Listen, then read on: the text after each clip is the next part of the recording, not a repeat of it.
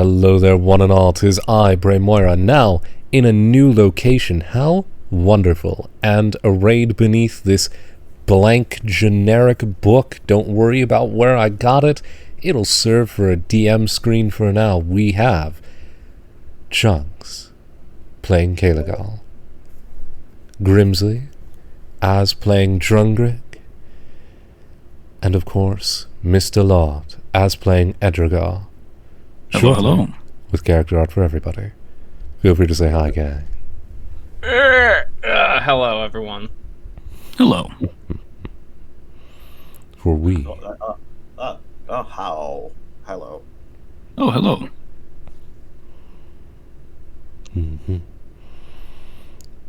For we are now here. Hello, various chat. Hello, various people who are feeding themselves in steadily.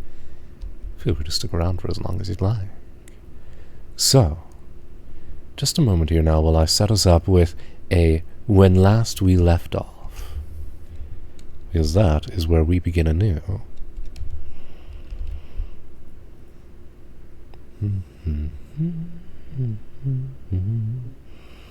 Where did I leave that little tune of mine? Doo-doo, doo-doo. And Meow. Add. really, already? At least on my screen. Yep. Very interesting that it starts as on ad. Goodness gravy. Alright. That is super cool of you, Twitch. Let me see if I don't have the button right at long last to fix it. To lower the quantity of ads just about as much as I physically fucking can. Maybe. Let's find out. Hopefully that works. I hope. We shall see. Normally it resets that setting whenever I do it, but I think I've tricked it into actually obliging me by now. Every stream needs a little scuff as a treat. Every stream needs a little scuff. It's true. What would be a brownie without the scorched bits on the edge? What would be a pizza without the cheese so good it tears right off the crust? What would be a bagel if it didn't destroy the inside of your mouth as you ate it? Of course. What would a ham sandwich be without the ham? No, hey, on, roll that back. What? Chugs, how are you eating a bagel? How are you eating a bagel? Are we extracting Usually I the cut it in clean half oven? and put something in it. I usually start with the whole. How? Yeah, and then you go the whole outwards. No, that gave me a hiccup. No. Please, no. That's how you do it. Alright. I mean, I am Jewish, and I grew up near a bagel shop. I cannot claim to be the Jewish bagel master race, which is, of course, any Jewish person who was raised in the city of New York. They know what they're doing, and they will commit war crimes if you do it wrong, and I love them for that. That said, That is beautiful. it is beautiful. That said, It's a shame, because I'm from Jersey. I can say with confidence that you don't do that to a bagel, and I will emanate my Brooklynite siblings and cousins when I say, I'm going to commit great crime. How about you come down here to Jersey and say that to my face? How about... Don't. That bridge is actually terrible to get to Jersey. It is, yeah. So, when last we left off, you all were standing in, for lack of a better description, a military camp. An empty one, currently. And someone is approaching you. Someone who you've grown familiar with, much to your chagrin, over the last few days. Who currently approaching you is none other than that odd figure in white. slowly, haltingly, marching up to you. And weirdly enough, it's raising a hand, as if trying to placate any violence ahead of time. What would you like to do? I'll look around in confusion. Well, we didn't say what happened last time, but okay. We did. This is what happened last time.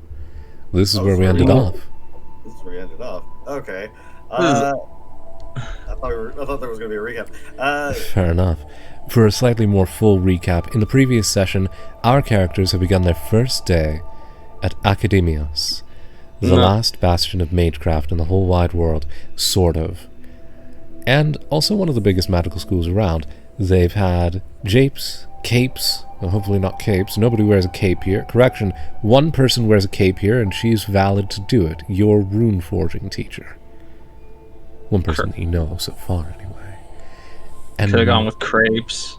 Crepes, too. Crepes are served in the Akademios cafeteria, as is everything else. Everything else, including a sense of purpose, weirdly enough. Mm. Yes, for some reason it tastes like lemons.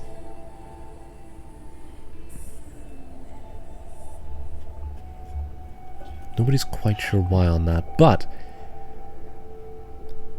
that said, you three have also had many odd, bad dreams. This is one of them. You've been dreaming together, which, firstly, is impossible. Secondly, is actively occurring. So I know I'm dreaming, is what you're saying. You're fully aware that this is a dream. This is a weird dream, though, because dreams usually don't contain two other people that you know, and they're never this lucid. Okay. I'm gonna... Alright. Don't worry. Don't. Hey, don't worry, guys. It's all a dream. So obviously, the solution is this, and I call upon my magical dream sword. So I'm gonna test this. It's just a dream theory, and kick them in the shins. I was gonna do a thing with the magical dream sword. Don't interrupt my magical dream sword. Feel pain in a dream if your shins hurt. Do my we shins will confirm hurt? this theory. Well, do my shins hurt, or do I get a magical dream sword? Let's find out. Both of you roll a fight check. The goal is to beat the other's roll.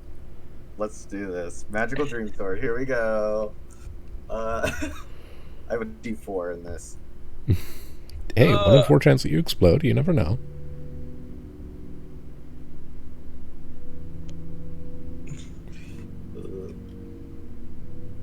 Oh, hey! Explode! Congratulations. You have rolled a 4 on your fight check. Still working on a dice overlay for the chat. I rolled a 10 on a D10. You also explode. Oh, no. Oh, man. This is the part where you get your shit kicked. No. It's not over yet. We still got to roll. I might roll another 6. I might roll 6. Who knows? Oh, no. What? Oh, my goodness. Wait, hold on. Okay, so, to clarify for the chat, as I'm still working on a dice bot overlay, we have just had Sealagal here roll a 4, which then explodes into a d6, because every time you roll a maximum on a dice, it goes to the next highest dice. Sealagal then rolled a 6 on said d6, and has therefore exploded again. Drungrick This is insane. started at a d10, rolled a 10. Let me test something real quick. Okay, I was just checking because the statistical wonder. I just tested it by rolling a D300 and I just rolled an 80. So in total, that is a... We're not 30. done. Oh, we're not done. We're not done No, yet. for me, I have to total all the dice. I have to total all my dice because I didn't roll max on a D20. Mm-hmm. And 10, Drungrick's 12. final total for this fight roll is 30. Which is stupid and ridiculous. The number to beat is 30, Chugs. I got this. Oh, damn it. Aw, so I close. kicked you right in One the chin. off from exploding Whoa. again. I shouldn't have questioned it. Dang. One what happens off when from you- exploding again. Tragic. Good try, though. You nearly got it down. I'm sure you'll Okay, now get we're it done. soon. Now we're done. Drungrick, you have won this check. And Seelagal, you have been kicked in the shins. And you know this because you got knocked slightly to the side. However, that said, you do also summon a Dream Sword. It just kind of falls out of your hand when you get kicked in the shins. Alright, did that hurt? Haha, I got. Ow! That's Alright, not that cool. hurt, not a dream. Got Hey, it. that's not cool, man. That's not cool. Okay. Hey, you know what? You're not. You know what? Maybe if this is my dream, then maybe this is something in my head telling me something about Consider. like you. Consider. You What? can feel pain. You cannot feel pain in dreams. So, logically, it is not a dream. Ooh, what are you? Some kind of I dream mean, wizard? like, What are you? I don't think that, like, that's, like, true? Because we are in a dream, right? It I mean, I think. is, I Mic assume is it's being- my my dream. mic is being weird. memory, says the figure in white, answering your Oh. question. It is my memory. Eh, Do not be afraid. Sir, I am fucking terrified right now. You have already failed immensely. Yeah, this is scary as shit, man. Like, do not be afraid, sir. I've never been more terrified in my life. I have a question. Are you Amarilla? Or Aliane? The figure kind of freezes for a moment, and it's weird because they were mid-step, so they're like leaned forward and yet hovering in mid-air for a minute there. And they kind of consider this for a second. And their eyes slowly start to narrow just a little bit. I am not your enemy, despite my deeds. You will understand in So this is like a time. memory from the question. I'm gonna raise my hand. The figure in white actually gives you a little nod, acknowledging you. Is that kid dead? Who from yesterday, or is he alive?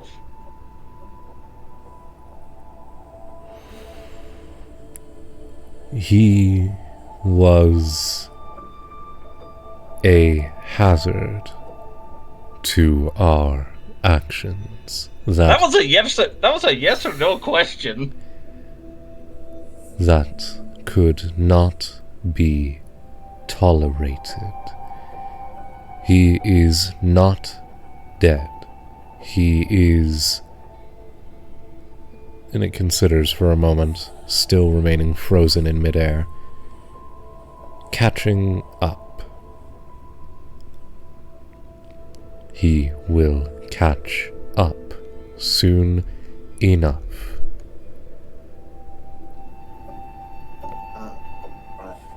Hey, creepy eye guy, who are you talking about? I might have spaced out or something. I'm gonna be real. This has been. I'm ready to wake up from this dream already. They kind of smile slowly, which is weird because you can't see their mouth, but you know that they're smiling at you. I don't like that. No, it's a very unpleasant sensation. And you can tell that it's a sad smile, which is equally worrisome, as they respond. I ask only you understand. Despite my deeds, I am not your foe. that will be hard to accept. Forgive accept it. me for that fact.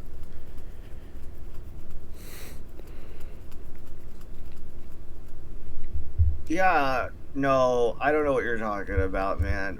Also, dear you, Lord, My friends don't normally hurt people intentionally.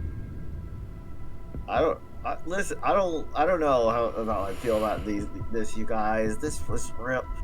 This is kind of freaking me out. I mean, I don't think that we shouldn't trust. Like, I don't think that we shouldn't trust them. I don't see why not. They haven't really You done think we anything should like trust bad them, to us. dude? Dude, I mean, they haven't done anything bad to us yet, so I don't see why not. They've done a bunch of sketchy shit to other people, though. Who You were can tell possibly that. actively helping them. You can tell that sad smile is back again as they give a small nod. I mean, sometimes people have a reason for doing bad things. There is always a better way to do it. Well, yeah, there might always be a better way, but like, I don't know the best way to do everything. I think we should trust them. This is a really sucky dream. Yes. Hey, I'm ready to. Hey, let's get out of this. Come on, wake up, come on. I'm like patting the sides of my face. You do so, and the figure just kind of watches you for a moment, seems vaguely entertained by it. Callie, this isn't a dream. Remember what he said? Yeah, no, of course I'm gonna believe the ethereal figure. With You already got kicked in the shins. I don't know what you're trying to do. I don't know. Listen, I don't know what's going on. I don't know what's happening. All I know is this guy freaks me out, and I don't want to do this anymore. I understand your hesitation. Forgive me the appearance. It is difficult, even now, to maintain physical form in one moment in time.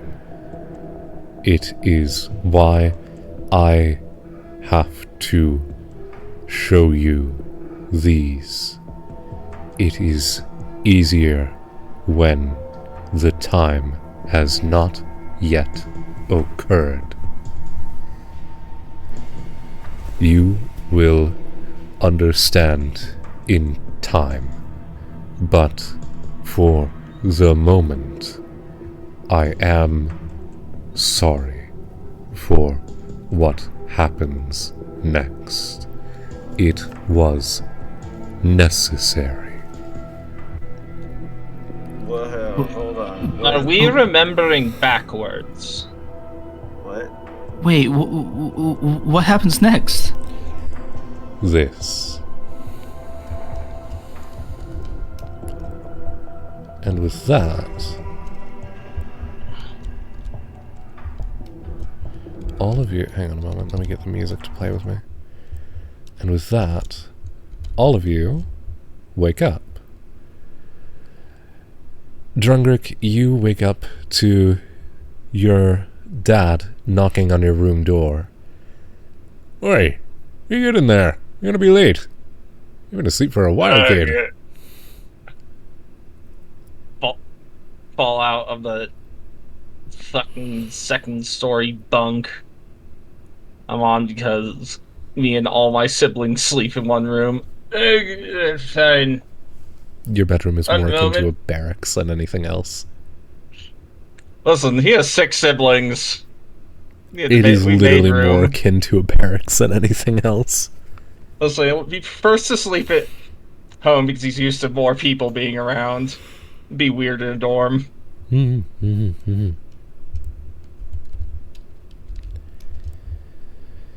Well, Drungrick, I assume you get on your way to school after emergency throwing on clothing, which... Indeed.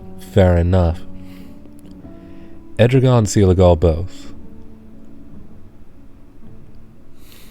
You two wake up to the sound of somebody very rapidly knocking on your dorm room.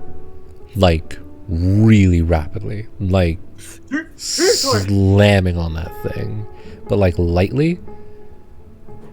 It kind of sounds like somebody giving you a drum roll. Hold on, slamming on that thing, but like lightly? I'm not going to... slamming on it incredibly fast, but very lightly. It's like the politest drum roll in the universe. Okay. I am going to look under the door. You see, weirdly enough, some very familiar-ish black shoes. And you can tell that they're familiar on account of you've seen them on some of the second and above year students wandering around the place. It's a student knocking on you two's dorm room. What do you want? You're going to be late to class. Wake up.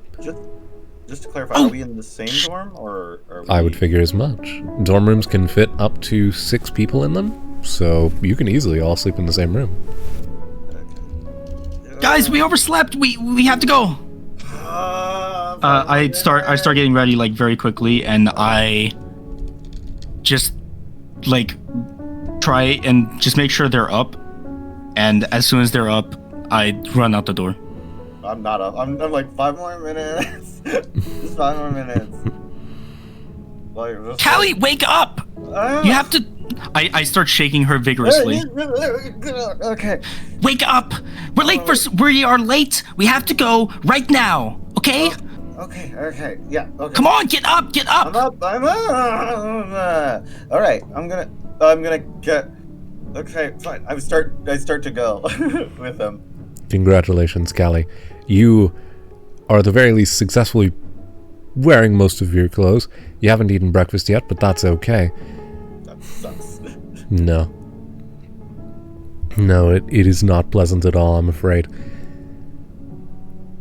And standing outside of your door, let me fetch her photo for you all. Where did I put her?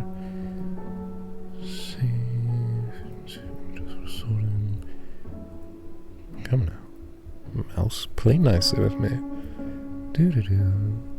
As we disapparate our friendly friend, the figure in white. Allow me to introduce you to your local... Where did I put her? Come now. Your local prefect. She's an elven girl. And she's staring down at both of you. And you can tell that she is very much so in the throes of her growth spurt, because she is very tall, even by elvish standards. At the very least for you all's age. Come on, you're going to be late. Get up. I took the liberty of grabbing you some muffins. And she hands each of you a single cold muffin. Whoa. Thank you. Hell yeah. And I took a muffin, I'm like, we're gonna get over. I also eat the muffin, but normally. I was just... I said... Oh, hey, hold on. Who are you? You look... I love the hair. It's good. Thank you. No, I am not familiar. Will be later. I'm your local prefect. I handle your dorm. My name is Kara.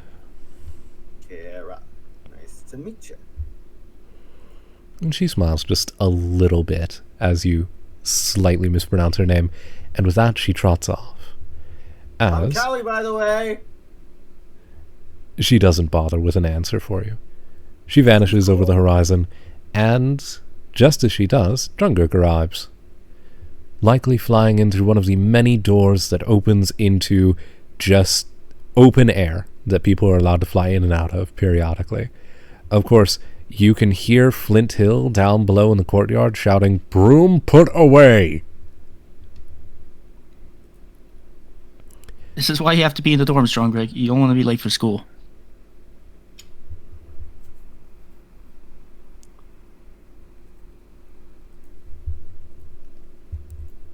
I feel should make some sort of device, make it easier to wake up in the morning. Now that is a clever idea. Nah, man, just use the sun. Also a clever idea, if you set up a collection of mirrors such that it had a magnifying glass at the end that set your hair on fire in the morning. Now we're talking. Won't let me make death rays True, but anymore. You would have to adjust it for the season, though. That is something you have to remember to do. Very true. Unless you had a really big mirror. Also true. Also true. That said, of course, you three are now awake, and thus it is time for you all to select what classes would you like to attend for today. Let's have a look at the list and over here. The list end? Yeah, the list is in the information tab. Okay. So I have been thinking about this.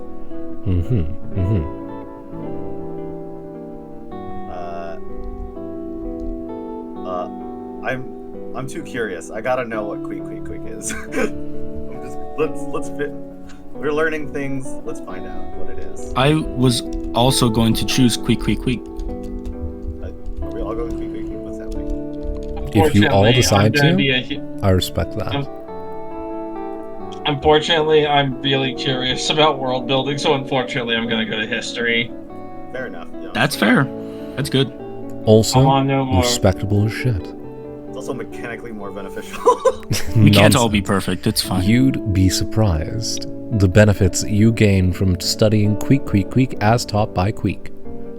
As soon as we figure out what the heck that is. Correct.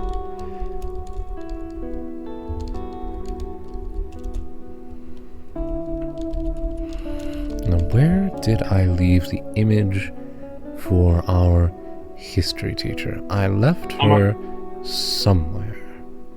I'll be real, if this is just a Skaven, I'm gonna freak the fuck out. Why would it be a Skaven? No, unfortunately for you, I've got something much worse planned. I've had the image for Queek downloaded for literally months, ready to go for this moment. A collection of rats in a trench coat masquerading as our teacher? No, even better. A collection of trench coats masquerading as a rat? A corgi talking. and a little wizard's hat that teaches. Steve from accounting. My God. Unfortunately, the teacher's name is Queek, not Steve. Dang it. However, Queek could be a collection of trench coats masquerading as rats, masquerading as Steve from accounting. Oh my. Oh Lord. The layers deepen with every second that passes. Queek. Indeed. Find out. Oh, let's find out. Indeed, and we will be starting at Queek. Now, let me bring in Queek, teacher of Queek. I'm out. I would like to introduce you all to the teacher for Queek. Meet Queek. As you two walk into the classroom, you find something odd. Where a desk normally should be, there's a small podium, and upon said podium is a lovely little purple pillow, and sitting on that pillow is, for lack of a better description, a rat done in a different art style than the rest of the world. Huh. It looks weird in a way that your brains can't quite process. Something about it looks just incorrect. Meet Queek, the teacher of Queek, Queek, Queek. And it looks up at you all with its tiny little beady eyes. I need to note, it is literally a rat. Like, there's not a gimmick to the appearance besides being a photorealistic rat. It's just a rat. And it studies you all with little whiskers sniffling. Hello, hello, hello. Welcome. Oh, got it. Oh, it talks. Of course I talk, and you're gonna learn how to talk like me. Okay. Because Queek, Queek, Queek gives users the ability to speak to animals for one day. Oh. Or beast speech. Yep. I see. The actual name of the class, as you guys will come to learn, translates as Discussions with the Fauna of the World and How to Comprehend Them, as taught by Magister Queek. Queek, I see. Correct. Which just reads as mouse noises. But unfortunately, once you learn how to speak, read, and write mouse and every other animal for 24 hours, you can understand what the class name is. I write down the class name in one of my notebooks. I start to develop a really terrible accent. For some reason, every animal talks in a Cockney accent as you learn. Like a bad one, too. Just like... just start... Huh. It's just how it translates. Correct. For some reason, in your brains, every animal's voice will universally translate as a terrible Cockney accent. It's unknown why, and Queek acknowledges this fact. For some reason, Queek's name doesn't translate to anything. Their name is just Queek. Cool. Cool indeed. It's a rat. It exists. Why not? And indeed, photorealistic rat in a world of otherwise generally a drawn art style. It's really weird to look at Queek. It feels wrong in a way that your brains can't process.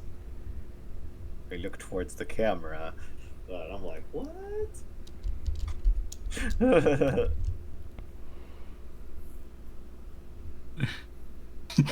I can't. Indeed. Congratulations, though. You two have gained the ability to speak to animals. Any animal at all. So long as it is not a plant, you can talk to it. With the exception, of course, of bacteria and organisms too small to speak to. What about fungi? Also not an animal. Doesn't quite work. What about Gary Buscemi? Technically an animal. Does work. What about myconoids?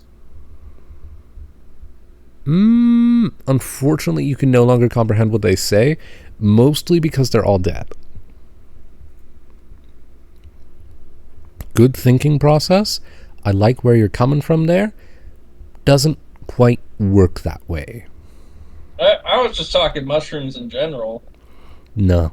Unfortunately, you cannot speak to mushrooms, only to animals. You can talk to a worm, a bug, bears, dragons, cats, rats, obviously. Any creature. Or any monstrosity, for that matter. Congratulations. I turn towards Ed and I go, How do sound make my? Kelly, are you okay? I'm speaking in quick. You sound like you're having a stroke. But it's a good try for a first Hey, student, don't worry about it. You'll figure it out in due time. Stroke, have not, sister. All right, you. Have not, sis. Stroke, have not, sister. I go to the house on the prairie. Kayli. All right, you. Yes. What? New Wait. linguistics. Your... Wait, what? Mm-hmm. I said, just like, wait, what? I just didn't understand what that is. My best trying. To be fair, you can use your standard accents. It's just for some reason every animal will universally have a terrible Cockney accent. No. Now we gotta differentiate because this is an audio medium when we're speaking in. Sorry, we just have to do it now. Yeah. Yeah, we gotta Good do point. it now. That's just how the language sounds. Fair enough. Yes, it is, for reasons unknown to science, how the language sounds. Now then, of course, do you have any questions for Queek? Sorry, correction, Magister Queek. Titles are important. Yeah, I got something to ask him. Mm-hmm. So wait, does he understand? He understands person speech, right? Of course I understand person speech. I'm a people. I'm just people shaped like a rat. Rat Okay. people. So like every single animal speaks this, like even ones that don't have mouths. Every single one. All of them? Every single one. I had an interesting discussion on the philosophy behind modern capitalist propaganda with a worm the other day. It was quite fascinating. What? I guess you're a bit too young to understand the intricacies really of cool. modern political systems. I just wanted to know, is like a chicken and like a cockatrice like also things that you can talk to? Or Sure it is. okay, because it's like if like the animals like know stuff, why aren't they like telling people all the time? Because there's like crimes being committed in front of dogs, and it's like, why isn't the dog telling us? Right. what's going on? Callie, Well- most people don't speak Greek. And if you looked at a dog and he said, "Oi, dog, what you saw up there?" Your dog's probably going to say, I don't know what I saw. I might be people-shaped, and I might know what I'm doing to the degree that I got a degree, pun intended, but the average animal doesn't really know much about people stuff. We don't have context for it. We're not taught from a young age like you all are. Oh, that's crazy. Worm can tell you an awful lot about the soil conditions around your garden, can't tell you what a body buried in the garden is.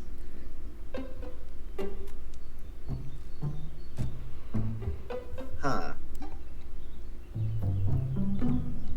I have some choice words with a bluebird back home.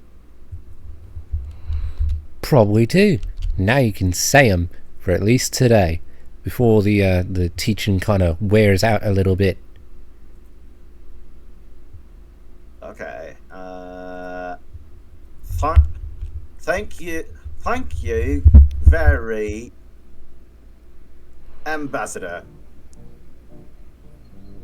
Works well enough. You'll get the hang of it in due time, I'm sure. Oh, and congratulations. You can mess with your friends. Because the people that don't speak Greek, if you talk to a minute, and you're early on like you are, you're just going to sound fucking crazy. What does this sound like from the outside? Just like From the outside, Queek, queek, it sounds queek, like queek. you replicating random animal noises. Also, it's like Brother Bear. Okay. Pretty much, yeah. It operates on Brother Bear rules. Okay, perfect. Radical. Radical indeed. Hello there, various friends who are flickering in and out. Welcome by. It's good to have you all. Now then, we have met Queek. We have learned Queek language. Congratulations. You have met an extra-dimensional rat. Ain't that just nifty? Queek. Queek indeed. So true. Where did I leave her photo? Seriously, where did I put her? I mean, I guess I could use her for that. I might. Aha. There she is.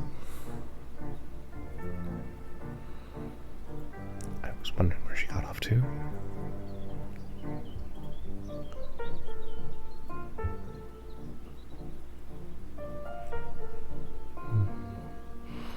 Lovely songs. I am so glad that I managed to find so many of these fine bops and tunes. Now, let us disguise Queek for a moment. Sorry, Queek, we're getting you out of here as we introduce the professor of the history of magics.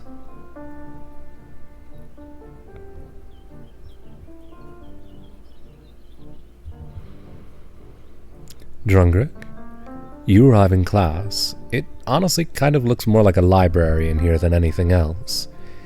And standing at the podium is an elven woman with, weirdly enough, something that you've never seen before, sitting on her shoulder.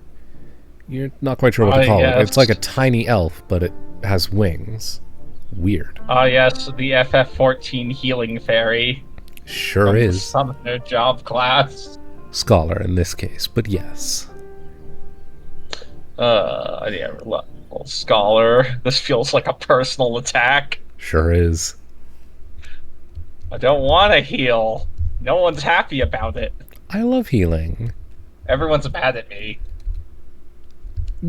Generally speaking, people love me when I heal, on account of, I will say, Ayo, oopsie doopsie, whoopsie canoopsie, and then that just generally solves all of life's issues.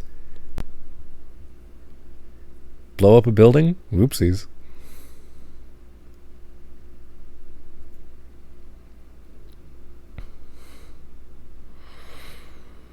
But she kind of looks you all over and says, "Welcome.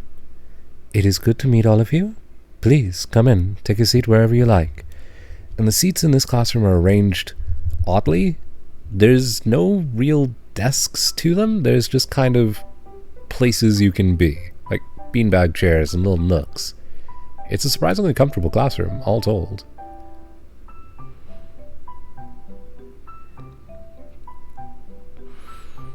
Now,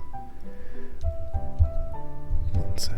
Welcome to the first, or I suppose, second class of a history of magics of the world. I am your professor, Aliara. It is good to meet you, one and all, once again. Of course, you technically did attend her class, but you paid so little attention the other day, you don't remember what she looks like. Before we begin, does anybody have any questions based on yesterday's subject matter? You have no idea what yesterday's subject matter was.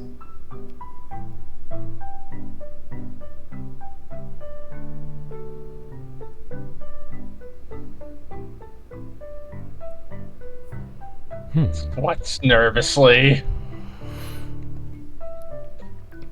You're valid. Like, oh, act like you were totally here. Remember it. Yeah, you were physically here? You vaguely remember something about what the stone that the city is made out of? It has some sort of magical properties? You're not sure. I mean, I should have paid attention. Maybe. And of course, Sealigal and Edrigal are both technically here. They're just... One of them might be just doodling rocks in his notebook, and the other one... Actually, I am reading a textbook that is hidden by the textbook of this class. Fair enough. And Sealigal is here, physically. Mentally... iffier. What? Exactly. For these are not just the classes you attend, these are the ones that you pay attention in during a given day. More than anything else, at least.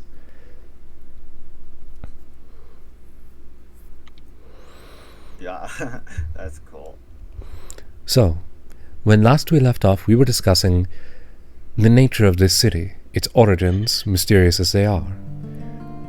Unfortunately for us, nobody actually knows who originally built Akademios. The civilization that created it left behind no written records of their origin, nor where they went after the fact. That is why the city has remained largely unchanged for nearly 300 years. The actual buildings that form the city itself are, for lack of a better term, indestructible. We have tried everything. Really everything.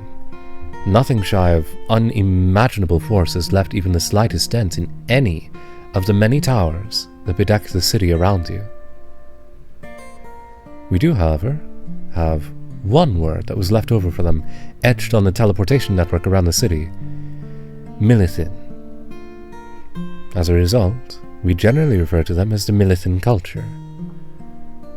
Any questions so far? Yeah, actually. No, not yet. This is like, so like this is common knowledge, right? This is stuff that we already knew, right? Like, More or less. We know about the teleportation circles generally, right? Yeah, they're functionally public transit in the city. Yeah. Man. Although God, this is I'm your like first time- I'm typing in the notes section of the Discord right now. Please do. I suck at notes. You're valid. Don't worry, take as many notes as you'd like, in whatever format you'd like. Hello there, various friends. Welcome on in. We are currently in a history of Maddox. Specifically learning a little bit more about the history of this city, or rather, the lack of history. After all, nobody is quite sure where this city came from.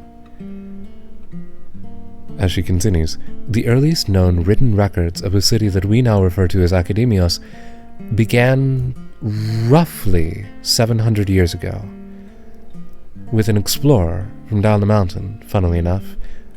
Me. I was part of the initial expedition party, first discovering an abandoned city, perfectly intact but otherwise empty of all life. Ever since then, people have slowly been flocking up here. The indestructible nature of the buildings, the relatively pleasant and stable location, inclement weather, it's ideal. And that is rather the problem. To this day, one of the greatest mysteries of modern science is, why did people not stay here? Who knows? Maybe if you all continue your studies, one day you will be able to answer that question.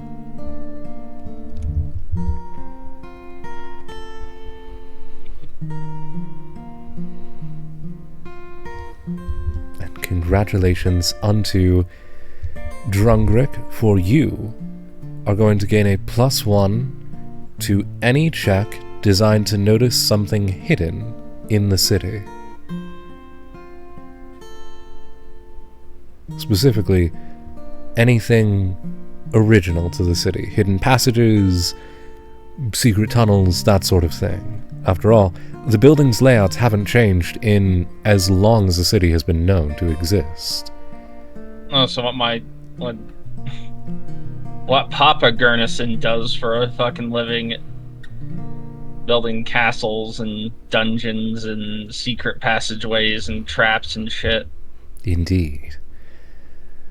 Your father, renowned military architect that he is actually really angry at this city because he can't change any of the layout of it. It's infuriating. Military architect he builds castles for Drenrick calls them eccentric weirdos. Not an incorrect sentiment, all told. Who would build a foyer that has a deadly sun laser over it? I don't care if you're worried about vampires. It looks garish.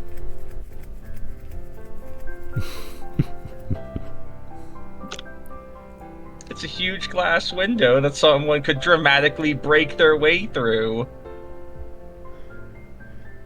Indeed. Terrible, terrible defensive design. Indeed it is. Truly it is. It is so aggravating for him to ever think about the city that he literally fucking lives in. Admittedly, it's got the benefit of basically everything in the architecture around here is functionally indestructible, unless it was added on after the fact by those who've since come to call this place home. But that is in of itself kind of frustrating. I.e. our entire house.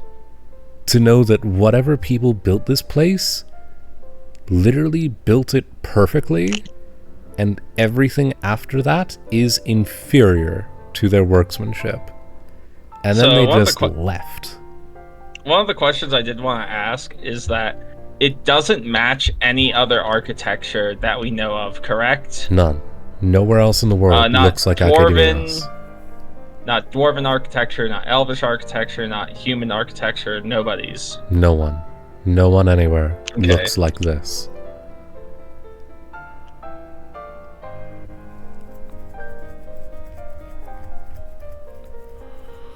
From the Delta lands, all the way to the great white seaside cliffs of Thalassé, back to the Reed Sea to the far west.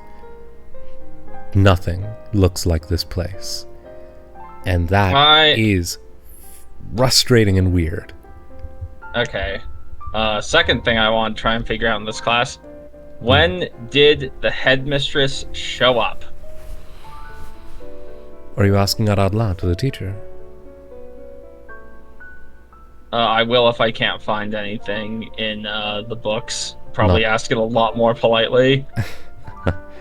Not quite. Because Drendrick will assume that either they were born in the city, or they also came here, or they just showed up one day, because time magic is funny like that. Well, I can actually answer that question. Headmistress Alian originally appeared on my radar back when I was teaching self-defense, some 40-odd years ago, give or take. Ever since then, she's been dutiful. She rose up her ranks to prefect, graduated, left for a little while to continue her studies elsewhere as an independent researcher, and then returned, some 14 years ago, taking up a position of headmistress not long thereafter. She used to teach our divination class. Nowadays, she's obviously got more intense priorities.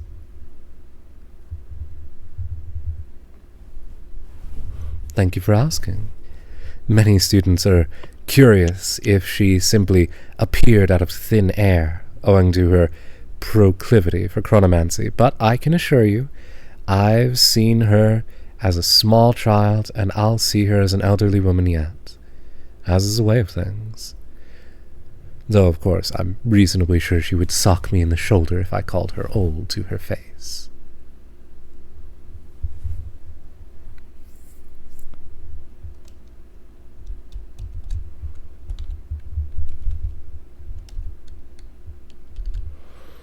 Any further questions? Sorry, I'm taking notes.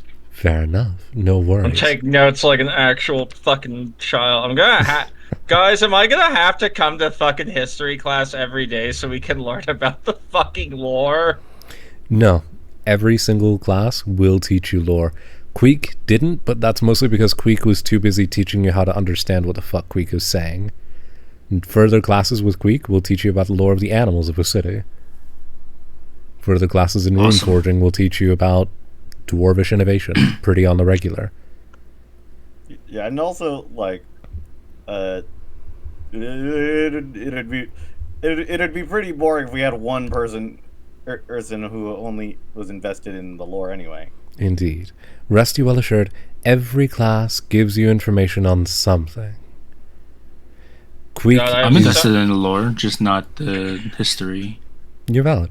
Queek is the only exception to that for the first class, on account of Queek was too busy saying, "Ah, fuck, you can't understand when I say hi.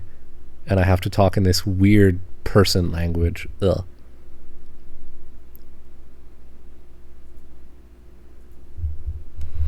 But now, you can understand Queek, more or less. And that means further classes, you will be learning about the lore of the animals of a city. Now then, Yeah. With that, your classes for the day are wrapped up. Congratulations. 2 of you can talk to animals, and 1 of you gets a +1 to notice anything hidden in the architecture of the city on any skill. I go up to Drungrick and I say, Gesundheit. You really shouldn't be saying those things out loud. Callie, why? Don't bring his mother into this, my gods. Callie, I can hear you. You know, I you know. really shouldn't be saying that. The slowest blink.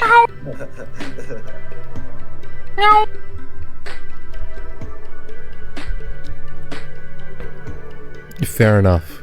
You do make a good point, Edrigal, about modern socialism, but I don't agree with you with your hypothesis on sunsets. Just make up random hey, it shit was worth a anytime that shot. anyone makes animal noises. I can guarantee you that.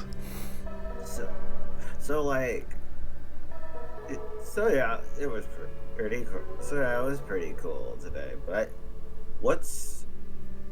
should we go talk with we had it on? Did you guys have one of those weird dreams again?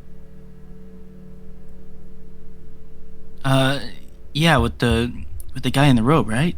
Yeah. Yeah, that guy. Yeah. Should we talk to the headmistress? Eliana, again, or do you think I we think should? I think we did. Honestly, if I like, Are you? They said that they weren't. Did look, they? Did they say that? they didn't. They didn't. They just said that. They just said that they weren't our enemy, and Yeah, I don't think they are. Yeah, they were being really vague, and I think it's pretty fucked up that you were like, let's see what they're doing, and I'm like, what? Have you ever had that bit where someone offers you candy to come down a dark alleyway? Don't No. do it. No, but that's no. Wait, but there's Wait, hold on. There's candy in an alleyway. There's candy? Where's the candy? You're not helping for this argument. Well, you're the one who brought up candy. I'm freaking hungry, man. Callie, it was a metaphor, and also you had a muffin earlier, so don't complain too much. Yeah, Well, one muffin. Like that's. We should probably go get lunch. Yeah, let's go. Okay.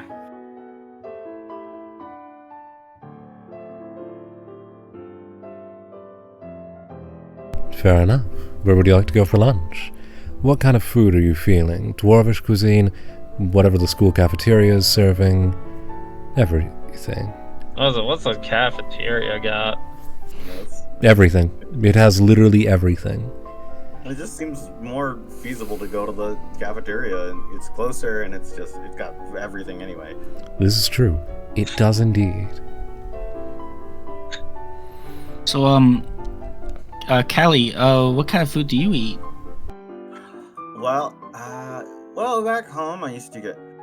Back home we used to get some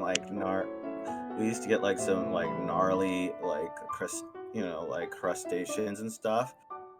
Boiled crabs, a few some star fruits, coconuts, all those types of things mostly. So yeah, but I'm down. I'm super down to try anything else, man. I'll try anything once. I guess you can. Go ahead. I mean, I guess you can try stuff that I eat. I don't know, and I can try the stuff you eat. What you chowing on? It's mostly just like stuff that we grow. Like we usually have an apple tree, where I live, so we just kind of pick those. They're really good. I've heard. And it's nothing like the stuff they serve here. Like they can try, but they're not going to be able to get a better apple. I've heard of these apples. Very exotic.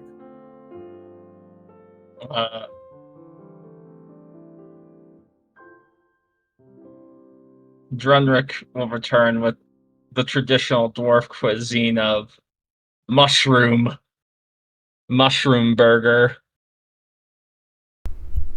Actually, burger. in this case, weirdly enough, dwarves do actually have a culinary tradition, and it's mostly Asian food. A lot of sushi. You'd think that wouldn't be right, but Interesting. rice grows in poor quality rocky soil. It can be just fine in heavily polluted water as well. It can be fine with flooding conditions. Rice is a staple crop for most dwarves. Furthermore, there's not exactly many pastures that you can raise large animals or wheat fields in when we're thinking about a cave, but there is an awful lot of flooded waterways and old tunnels where you can raise a shitload of fish. There you go. One of the staples of dwarven diets is sushi. Oh god, Oh you're here. god. Oh no. Is Interesting. it fish and chips? No, it's actually Asian food. Like, legitimately, I would describe dwarven cuisine as being closest to, say, Japanese or Thai. So I'm going to make a passionate argue for you. Hmm. Dwarves would figure out how to fry shit really fast. Oh, we certainly. would figure out how to fry sushi. I'm Certainly. like, oh god. Certainly, and it is amazing. Fried spring roll, beautiful. Pot stickers, So incredible.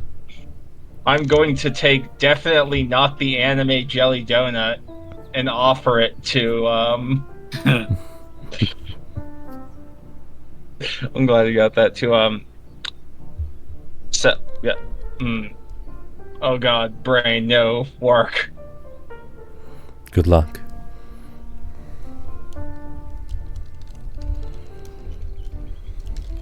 You'll find our names eventually. No, I have them. My brain has just decided to scramble all the letters and be into something I can't read. Ed. The most delicious of Japanese food. No, the other one. Hamburger. Kelly. Callie, Cali. you're Like getting the California, you're getting the jelly roll, aka the rice ball. Congratulations, Cali. yeah. Oh, Kylie's gone for now. Indeed. Okay, Cali is be Just right the- back for a brief moment. that's the Callie, you got offered a sushi, That's aka alright. a jelly donut. I'm gonna gump. It's all rice with delicious fruit filling at the center.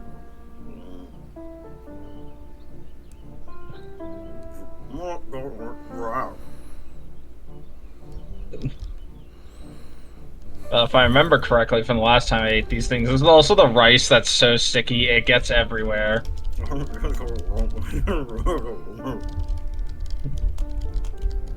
She's very rude. She's a very rude kid. She talks with her mouth full.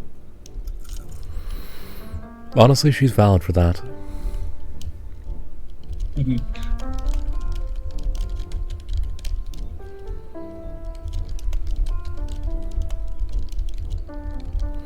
There we go. Here's a handful of the first ones. For now, my dears, it is time for you all to select together what would you like your after-school activity to be? What sports are there on broomsticks? One of the most popular ones is scrimmage. It is, for lack of a better term, sort of like an aerial obstacle course, and also you hit each other. I'm interested. Ah, no, I hope its So it's- creator wasn't problematic. So it's Fall Guys. More or less, Fun. it's Okay, Fall even Guys better. done in midair, or it is brain catch up.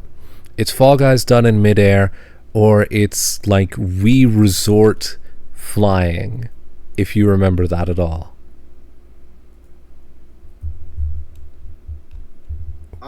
I'm definitely interested in in scrimmage. It sounds like fun. This sounds like it could be her thing. Yeah, sure. Let's see it. Hedrigar, do you I have think I'll any join opinion? as well. Yeah. Fair enough. All right. Yeah, fuck it. We ball.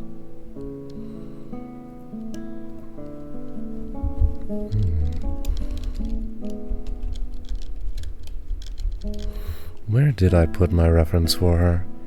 I've got to go relocate that girl now.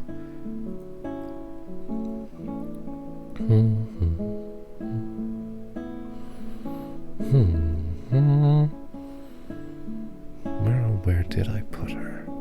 Just a moment here. Some of these things I'm still organizing in the background. And ahoy.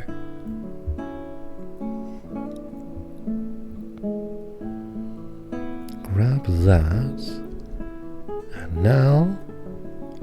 So you all hike out to the scrimmage field. It's not so much a field as it is a segment of the walls, one that you can actually see in the map of a city.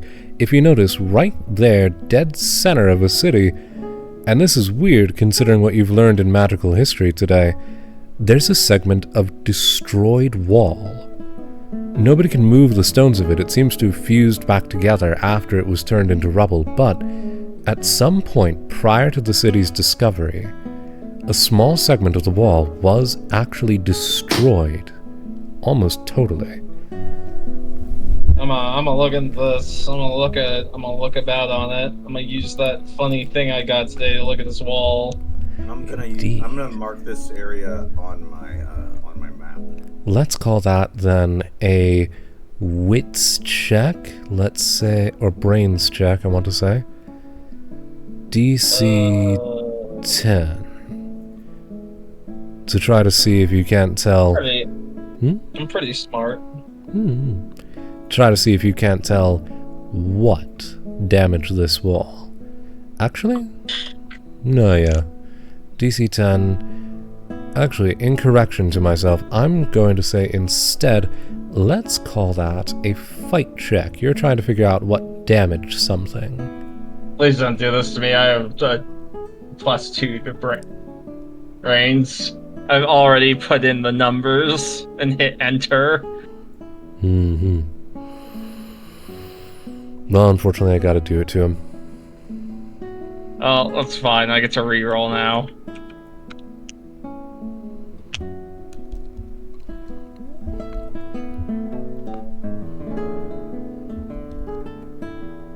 I'm gonna dump my 3 adversity tokens into that to make it 10. Fair enough. Fair enough. Good on you. Congratulations. You slammed in your adversity tokens. Now, because I'm trying to remember off the top of my head, when you use up adversity tokens on a failed roll, you no longer gain an adversity token for that failure. If memory serves me correctly. Yeah. Correct. Good. It's because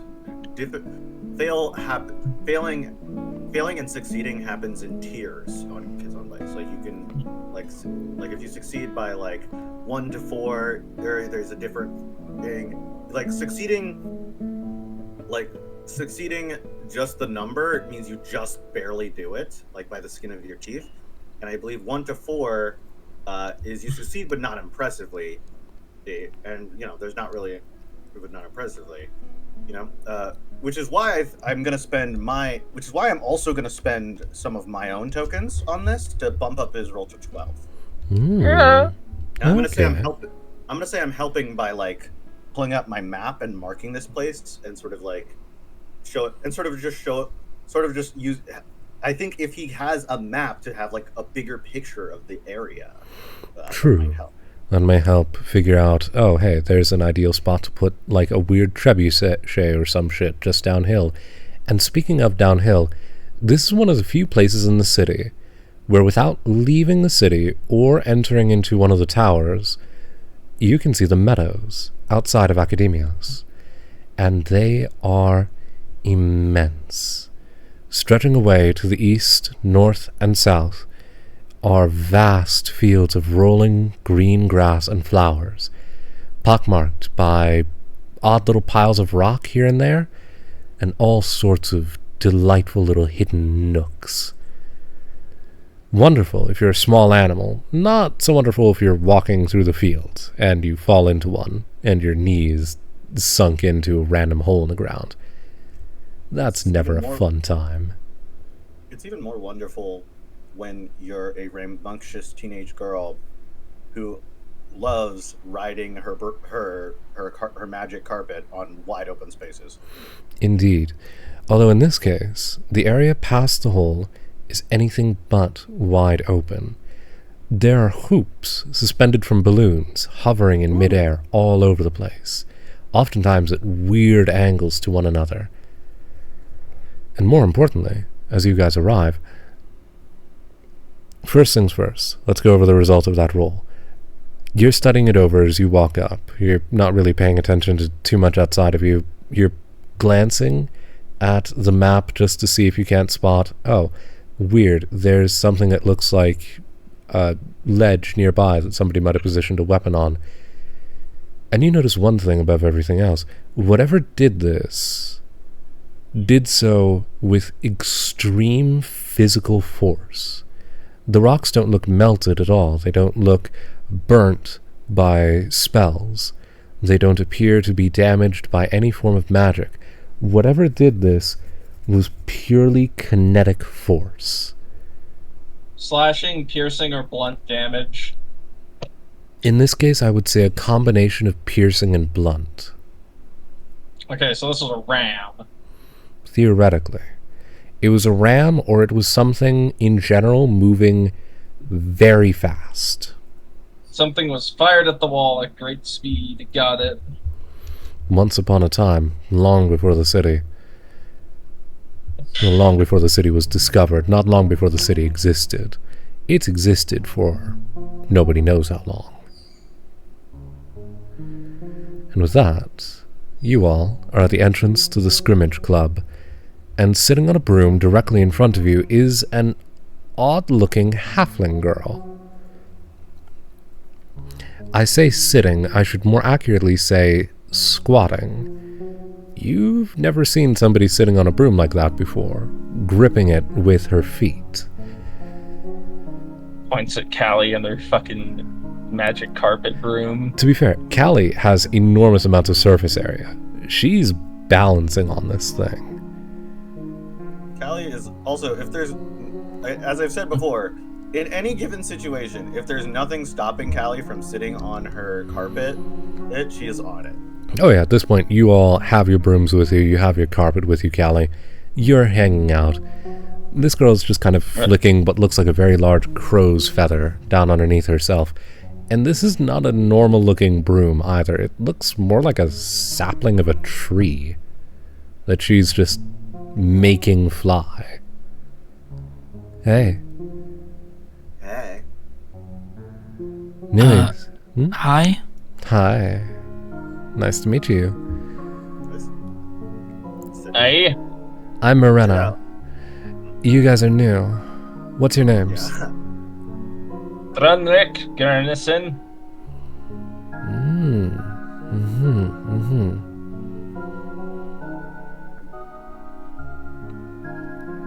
And she looks at the other two of you who have yet to say your names. I wanted to go to school. I'm Edgar. I'm Callie. I like your vibe. You seem really cool.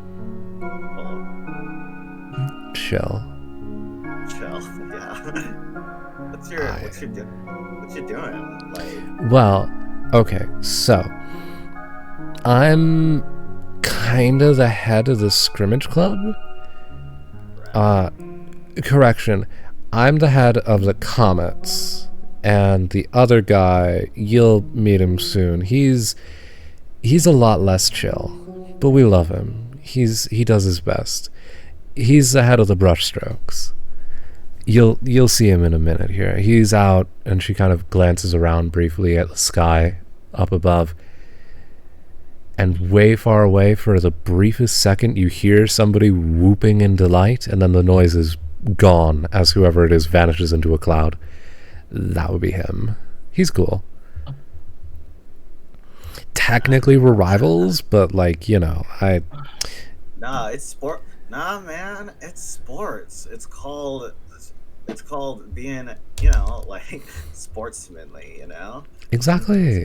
Thank you. Yeah.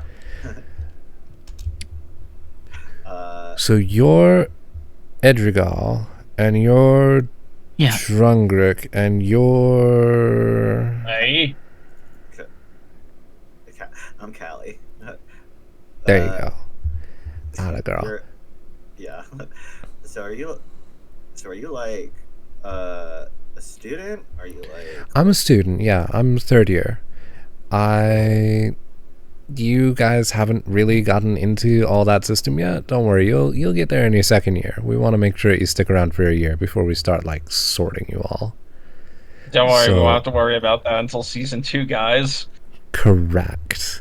I don't know what season 2 means in this case, but you are right. That was out of character. Technically, this is season 3 because it's fall. It's like I don't know. Like they keep. Yeah, I don't. I was never really taught about that sort of thing. Time is kind. You know, it's kind of all the same. Everything's where I'm from. Everything's usually all the same. You know. How did you harvest anything? We just kind of. We kind of just followed the fish around. You know.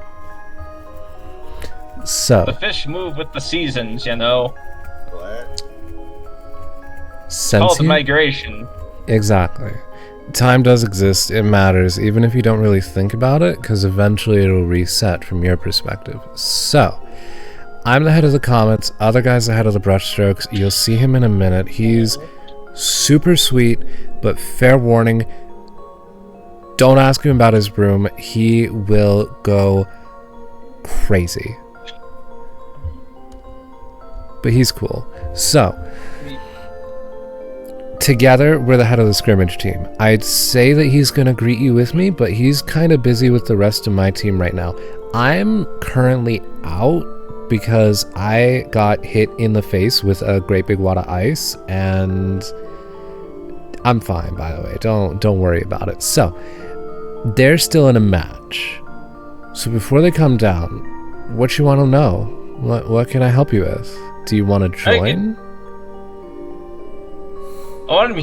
I'm here for when she gets injured. Points at Callie.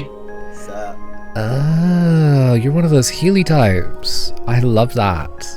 Good choice. yeah, I don't know about them, but like, I don't know anything about them, but yeah, I'm like, I was thinking about joining the team because like I really like I've been flying on my carpet for like ever, so like you know, and like that jerkwad freaking Flint won't let me ride it at the school because apparently someone else ruined it.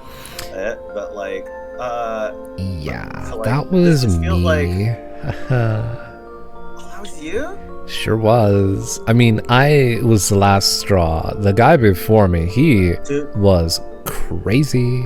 you are a freaking legend. But how about you, little dude? You here to join? You wanna fly? Most of the obstacles are actually hidden up there in the clouds. This is just a practice course down here, and she motions at the various little hoops and loops and what have you that are covering the meadow. Not really covering it, but floating above it. They're suspended in midair with balloons. It's quite clever. I really just want to test things out, I guess, like test the water. Fair enough. That makes sense. Fair enough. Learn, experience. We love that for you. Good pick. And if I may say so myself, I'm very proud that I was probably your first choice. And the other guy will be even more proud. Fair warning, by the way, he's a hugger. Okay. Cool. You'll get used to it really fast, I swear. I like it. I'm into it. And as you guys are chatting with this lady, 3 students race past you, flying on broomstick faster than you've ever seen anybody traveling. They bank hard up, not long after they pass the wall, slamming into the clouds and disappearing into them. How fast were they going? I didn't know you could go that fast. Oh, hell yeah. Honestly, they were going pretty slow by my standards. But then again, I'm What? one of the fastest people here. There's a reason my team is called the Comets. We are so fast. Hold on. Okay, wait. Hold on. So this is probably, I don't know. Lately, okay. Let me just get out of the way real quick. First things first.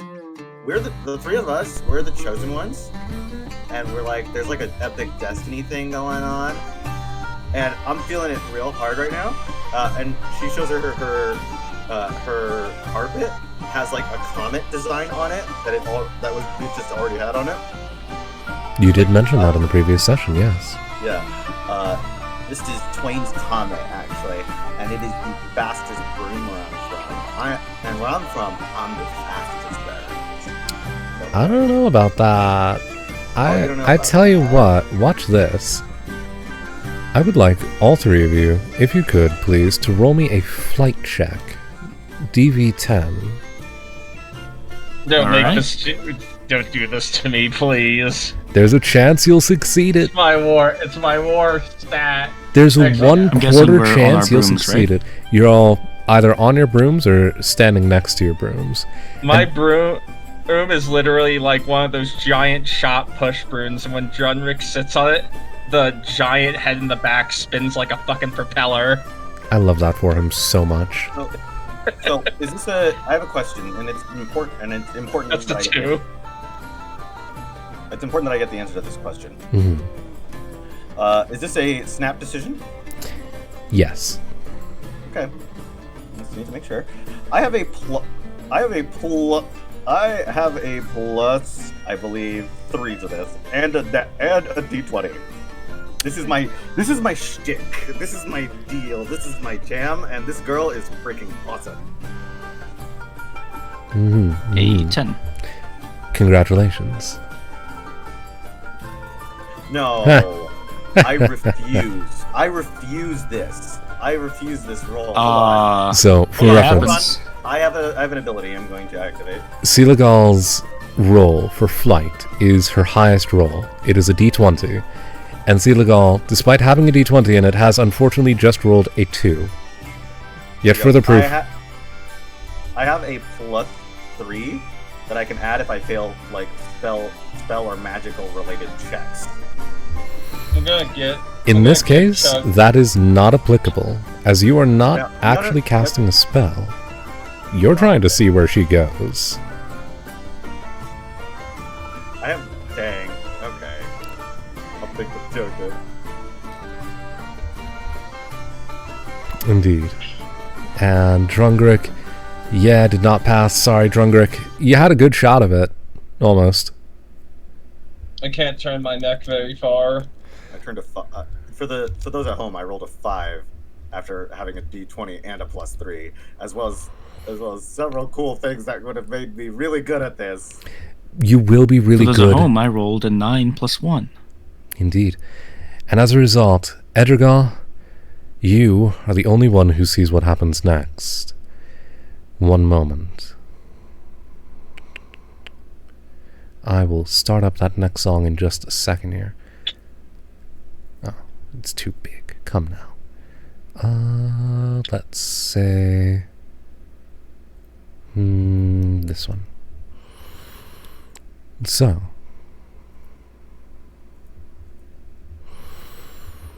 Edrigal, you are the only one who can currently hear this.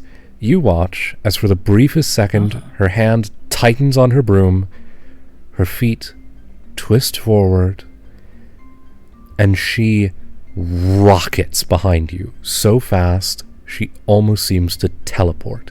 It's as if the space around her compresses. Oh. Drungrick and Sealagal, both of you see, or rather, don't see, as very suddenly this girl, Mirena, is just behind you. It's as if she teleported, which you know is possible, but is stupidly hard, especially on Broomback. So either she just moved faster than anyone you've ever seen in your entire lives, or she just teleported. Both of which are very hard to do. I am just in awe of this girl. She's so freaking cool, and now I really want to impress. Her. Hey. Oh yeah, and I'm like, oh yeah, check this out. And I'm gonna hop on my carpet because I cannot let this fail stand here. So I am going to attempt. I think I've told you this before. I'm going to attempt a move that I haven't fully succeeded at, and I think we've talked about it in the past, as it was part of my questions. Remember? Mm-hmm. I'm going to attempt the sonic boom. I see. I'm gonna get out the long chair and the medical bag. I flick my goggles on, and I'm gonna shut off this. And I'm going to tug on the tassels of the carpet, and I'm going to activate my mechanical benefit, which was a custom one that you allowed for me, which I promptly titled "Safety's Off," +2 to all flight checks, but a -1 to brawn and grit until I rest. Indeed. Oh my! It is a very useful ability for one thing and one thing only, and that is going. I'm going max speed. That bumps me up to a +5 total. For my bonus. Mm-hmm. For my bonus. So what is the difficulty for doing this immensely cool thing? I'm gonna call that a DV14. I believe in myself and in this game. Chat, do we believe in Sealagal's ability to pull off a damn near sonic boom? I'm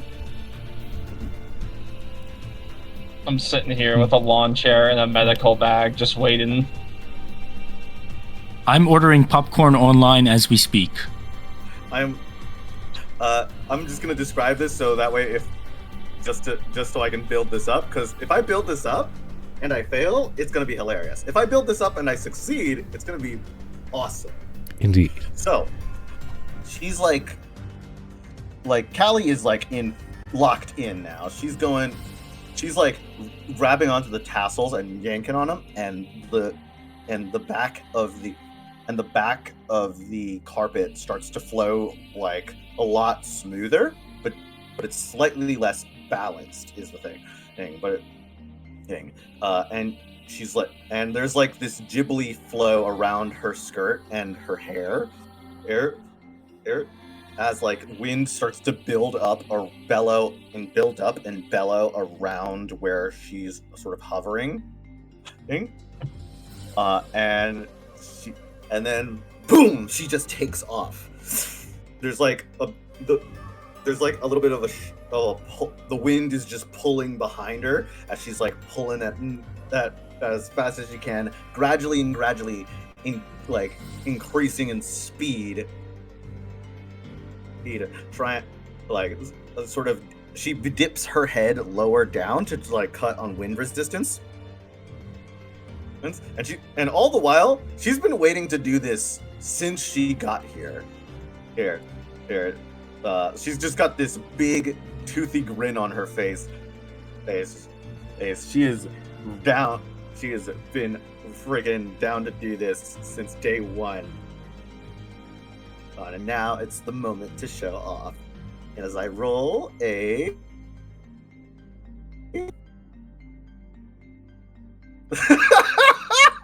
That's a 10.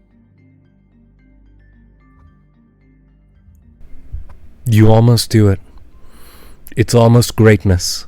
You very nearly achieve your dreams and impress this halfling girl who, if she wasn't literally floating at eye level, would barely come up to your waist. You almost manage. And then a stray grass clips the bottom of your carpet, and that little bit of change in aerodynamics is enough to fuck the spell up, and you eat shit. She's like tumbling into the dirt. I think it's like I think I like to imagine that it's like from the camera looking at everyone else. It's like, whoa, she's like so fast. She's gonna make it. She's gonna. Oh no, and she's like. And she's just like, and dirt flying up. You guys see her shoe just gone on her little red hat, just like in the wind, and as she just utterly beefs it into the dirt. Callie! I'm gonna go fix her, and I'm just gonna get on my broom and fly over to fix her. I also do that. Before any of you reach her, someone shoots out of the clouds and lands next to her, and is already casting a healing spell to patch up some of her worst cuts from landing.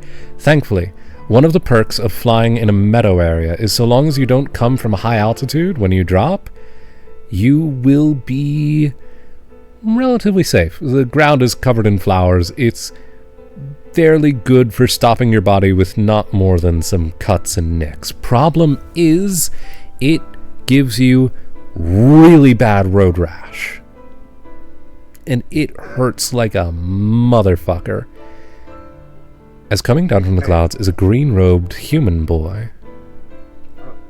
Hey, what's up? It's fine, I've got this, don't worry, just chill for a sec. You good? Hey, I have to tell you something. It's important. I'm the chosen one. That's lovely to hear. Just give me a sec real quick. You're bleeding pretty hard from your forehead.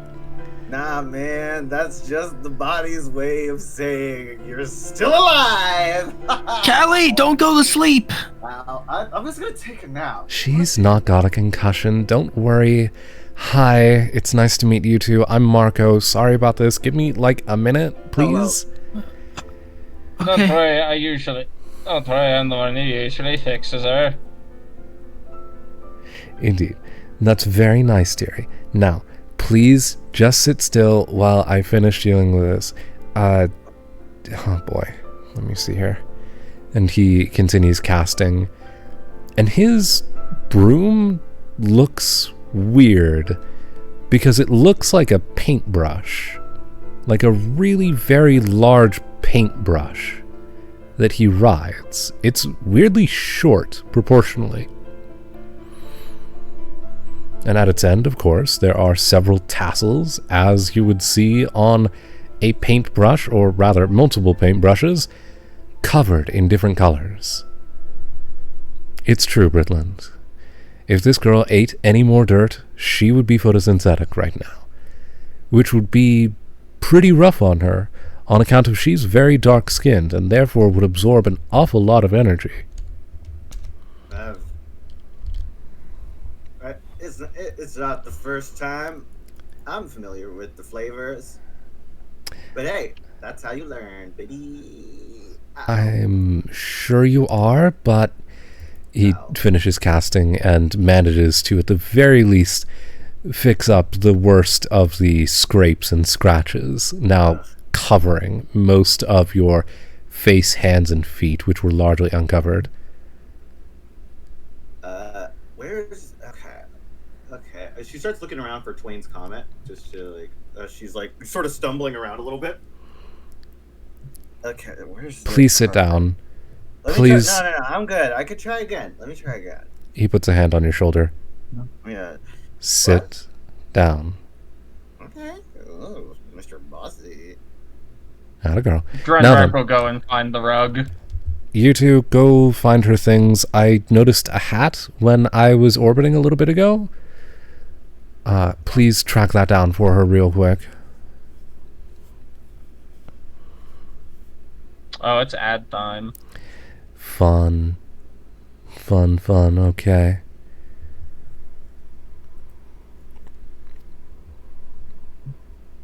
think that went well. So far, so good, at least in my opinion. Oh yeah.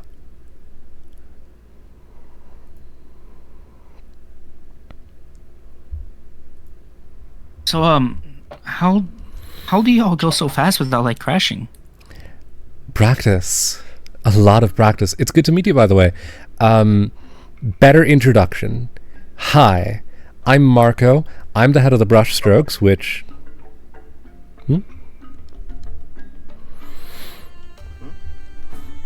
Hi, I'm Marco. I'm the head of the brushstrokes. I keep hearing you say "hold on" in the background there. I don't know what you're talking about. I think she's saying polo. Oh, of course you are. Of course you are. Fair enough. Been a few days since last I heard somebody make that joke. Good one. And he immediately picks you up into a hug, because this boy's two highest rolls are respectively flight and brawn. He is very strong. Here's the thing. My second highest roll is also brawn. I'm gonna give this kid I'm gonna give him a hug back. I'll give him a hug back. I don't care. I'll hug him right now. You'll love to see it. He nods and lets out a soft chuckle, and he sets you back down. Okay, you're fine. You're good. You're good, right? You can see clearly, right? Yeah. You're really lucky. Like 5 meters more, you would have slammed into a nettle bush, and we would be having a very different conversation. She moves her goggles up onto her forehead, and she's like, yeah, no, it's not the first time I've fallen off my broom. You're an elf. I couldn't tell. Okay. It's not the first time I fell off my broom. I you fall off, you get back on. It's just part of the whole thing. Not incorrect. So, Do I need to roll anything to find the carpet? no, you're able to find it nearby. Alright. It fluttered gracelessly onto a pile of odd little red flowers that you don't quite recognize. They look nice. Are these poison? Do you want to take a bite out of one to find out? Because that's No, the I only was way hoping you're for going to more tell. of a check. The check will involve taking a bite out of one in order to tell. You're making me do the stick method to pick this thing up. Sure am. I think what they're trying to say is it's kind of hard to say just from looking at them if they're poisonous. And unfortunately, they are rather crushed, so identifying them normally is challenging. If you take a tiny enough nibble, you should be able to figure it out. But I'd rather not. You could also just I think her carpet is. Alternatively, I could get one and bring it to my friend who will stick anything in her mouth. You could. Yeah, you're not wrong. You Not could. like that, chat. Chad's not saying anything. Points accusingly. They're about to. Chat's not saying anything currently, but we all know. They just said, I think one person just said, "Rub your face on it." Indeed. We all know what's up with that. We're aware. We get it. I get the rug and bring it and roll it up and bring it back. Mm-hmm. Do you also bring a flower for Sealagal to bite into? No. I see. That is a good question. Have you tried turning the flower on and off again? It's not how that works. I haven't turned it on yet. I tell you what, that will be a fight check. DV6. We're not trying to turn on flowers. This isn't the Adventure Zone.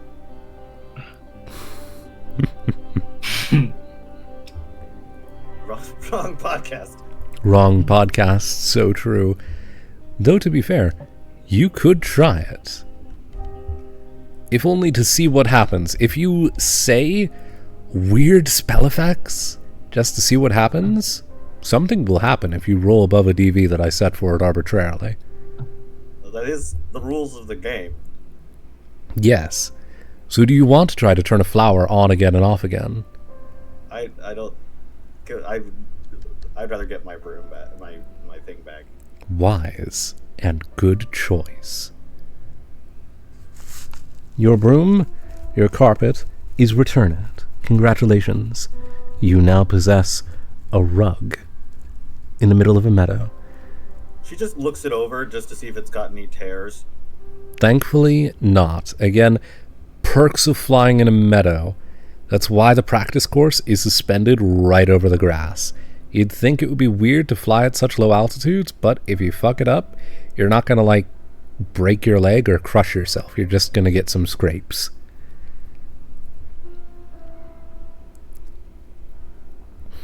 Marco is studying over you all, and he says, alright, so, you're good. Mirena is probably gonna kill me in like 10 seconds here for not stopping you as soon as I saw you doing that. Oh boy. And sure enough. Wait, did she see? Did she think it was cool? I don't know what she thinks. Nobody knows what she thinks. She's weird. She's awesome. She's weird.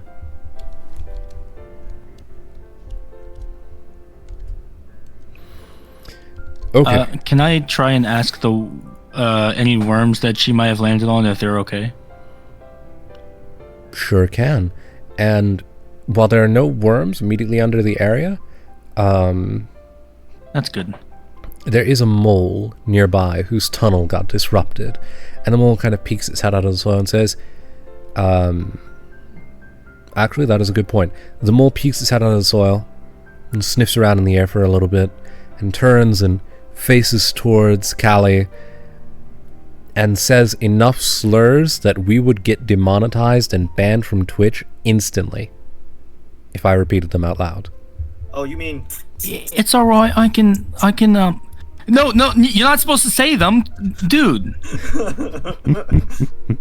Don't repeat them back to the audience. Don't Come be on. out here saying...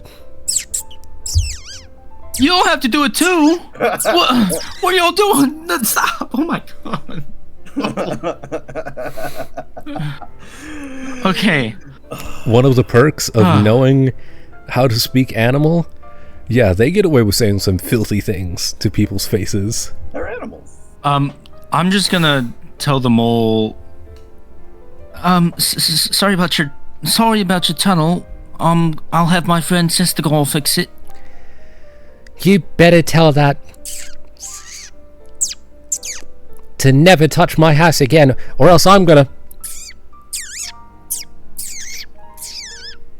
all over it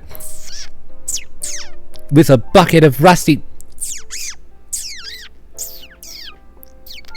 on Tuesday, and she'll never look at it. Turn it. Copyright claims. Yeah. It's vile. The things that come out of this mole's mouth. You never think about it, but then again, moles are quite dirty. Yeah. I don't feel good after that. Oh my. It is crude. The words that come out of this mole's mouth, and they're still going, by the way. They burrow back underneath the dirt, and they're still going. You can hear them muffled underneath the grass for a little bit as they tunnel away. I'm gonna ask Sestigal if he can help fix the mole's tunnel. Who? I don't know who you're talking about. Who's Sestigal? Sestigal, he's my familiar. Oh, He's a mole. Good point.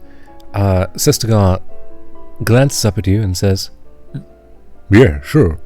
Give me a sec, eh?" Then he hops down Thanks, from your shoulder. Sestigal. Hops down from your shoulder, clambers onto the dirt, kind of looks at it and says, "Man, this guy's structural engineer needs some work, eh? I mean, really, this man could get away with being called a..."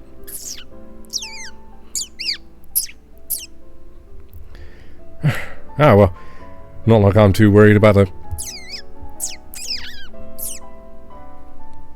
And with that, he vanishes into the dirt and emerges a few seconds later, weirdly enough, wearing a tiny papier-mâché hat. Oh yeah, he does that sometimes. Yeah. This time it's a top hat. Last time it was a sombrero. It's the weirdest thing. And then before that, it was a bowler hat. This is It was true. You're never sure where he it was gets really them. nice. It was pretty solid. But honestly, not as good as a fez. That was, like, classy on him. The fez was amazing. Mm-hmm. I wish he would wear it more often, but I don't want to pressure him into doing it, you know? Like, I want his creative juices to flow. Mm-hmm. He finishes up and he climbs back out of the dirt. And he clambers back up into your bag and he says, "Hey, by the way, there's like a potato down there and it's really good eating. You should try it. Just eat the raw potato. Come on, give it a go." Really? Yeah, raw potato. I'll try it. Raw potato, right out of the take a ground. bite. Do it. It tastes take a like bite. it tastes like dirt. It's awful. Is it good dirt? No, No? it's not pleasant dirt. It is gross dirt. You've just eaten a mouthful of mostly dirt and some raw potato flesh. It's starchy and muddy, and overall not that pleasant. Are me That's- and Callie just hearing the Minecraft? That's pretty good. Are Mhm. me and Callie just hearing the Minecraft Steve takes damage noise Yeah, from pretty poisonous potato? Yes. You are, in fact, currently hearing Edragar standing there, and periodically his arms will flicker back and forward for no reason, and he'll go, "Ur,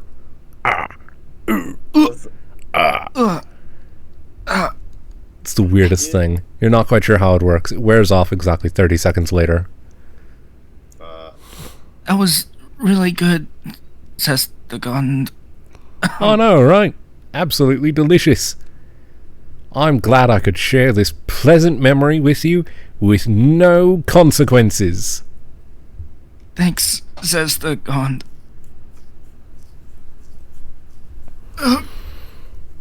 Is what's her face? Morena is, in fact, now here, and she's kind of staring at Marco, and her eyes are, like, narrowed just a little.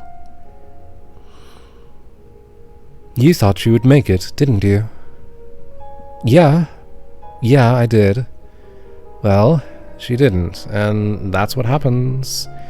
You really should be better about that, too. Come on. I know, but it was worth a shot. Yeah, it was. Pity about the end result, but worth a go. And for a first year, not half bad. I know, right? She's got promise. She'll make it someday. She'll make it into a morgue someday if she's not careful.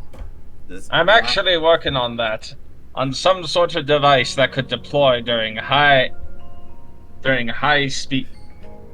Oh yeah, you're a falls in the air. dwarf. Right, you're a dwarf. I couldn't tell what was the no beard. I thought you were a halfling.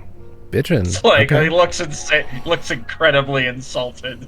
Oh my god. Okay, to be fair, she points at Kaylee.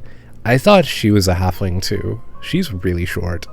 He's got like the huge. He's trying real hard. It's real scraggly around the chin, but he's kind of got it coming in on the sides and the mustache. I am not sure. I am what you would call aerodynamic. Mm-hmm. And also, does this mean I'm on the team? Well, you didn't exactly have a tryout. We're gonna get to that in a sec. So, Right. and she kind of leads you all back over to the gap in the wall. And she sits everybody down. She just picks up her. Oh yeah, Callie's gonna just pick up her hat, put it back on. Fair enough unto her. And as far as all that goes, my dears, we will see the beginning of the actual scrimmage club in just a moment here. First things first, however, chat. It's been about 2 hours. This is your reminder. Get a drink, get a snack, take care of your bodies, take care of yourselves, and we will be right back.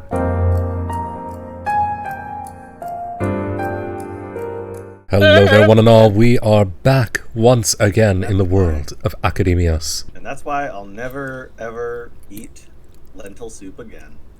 Yeah, you told us that story already. Yes, but Lentils are thanks for kinda telling it gross, again. So I'm It was a like tragic tale. 100% behind you. Truly, I'm very sorry, chat, that you guys were unable to hear it. It was heart-moving, honestly. Yeah, It moved my heart to Alaska.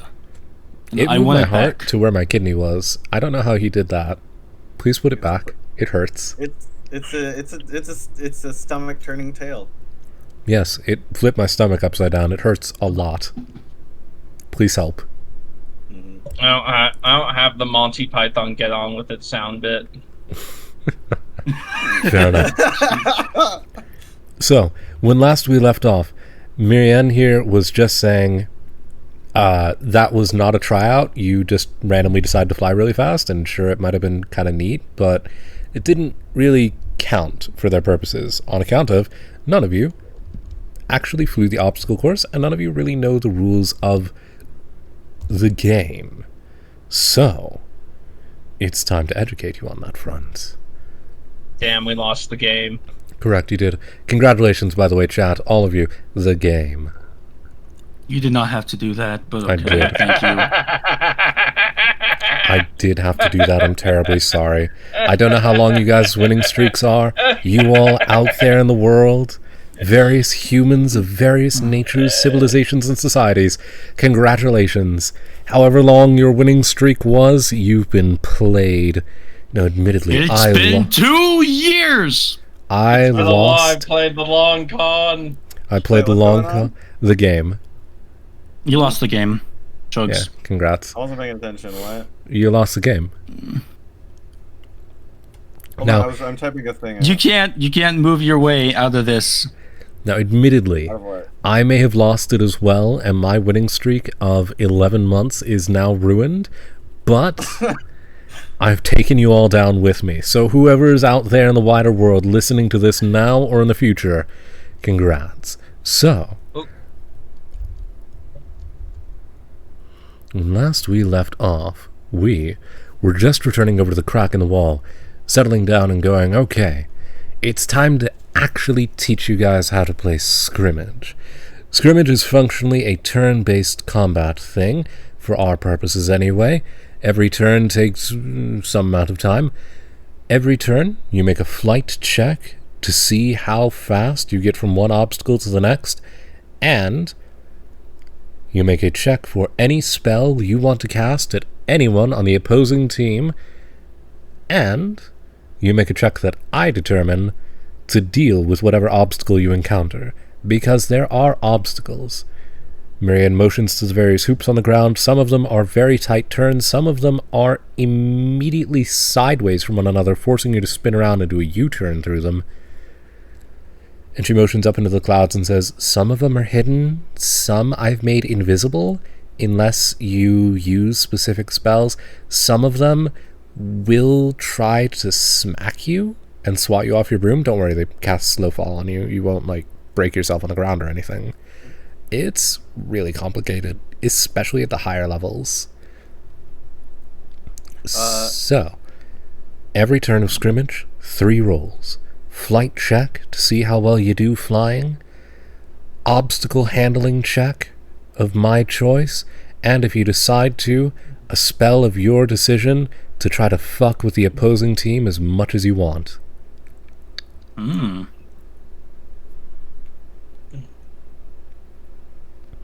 Initial initiative is determined by a flight check to see who takes the lead out of the get-go. No, so Callie's been bouncing as soon as we were brought here to do this. Callie has been bouncing her leg, just aching to get back on her carpet and go again and to do this. And this is very visible. Okay, so starting off, we're just gonna give you guys a go, see how well you do, see what kind of skills I can expect from you, and from there we can determine where we're putting you. So, first things first, yeah? How fast do we have to go? However fast feels comfortable, answers Marco. Don't worry about it. This is just a practice round. If you're a Sunday flyer, that's fine. You'll build up your confidence in due time. I know I did. Yeah, All right, I'll try. Honestly, the main thing that I'm looking for is just don't fall off your broom. Like, that's how low the bar is. You'd be shocked how few people succeed that bar. You do not whip around at Mach a Gajillion. You do not try to do whatever that was a moment ago and eat shit and die in the grass. Please. None of that. You just complete the course, see how it feels. Should be reasonably okay, I think. And after that, we'll see about getting you guys into your first race if you want. So can I go? Sure. Callie, please don't fly as fast as you just did. It already zips off. Damn. She's like goggles flip back down. She hops back on her broom. So the objective of this of the course, right, is that are we just trying to like reach like point A, point B, or is there like get through the hoops? What's the objective here? The objective is to get through the hoops. Some hoops you have to go through forwards, some hoops you have to go through backwards. Don't worry, they're mechanically identical. They're just slightly funky. Get through the hoops, and in this course there will only be very easy to deal with basic ass obstacles, which you don't really have to worry about at all. But in actual races, there are much more complicated things. She's gonna she's gonna hold back a little bit, but only because they asked her to not go all out. Only because they asked her not to go all out. To be fair, they asked her to not eat shit and die. Okay, so if listen, don't tempt me to supercharge this again, because if I do, you can eat shit, you just can't die. Okay. Brunrick is sitting over here with the first aid box in his lawn chair, like, you can do it! She's gonna get back into like her stance of riding on it. It's like, she looks like a skateboarder, or just like on this thing. It's really dope. But no, she's gonna try and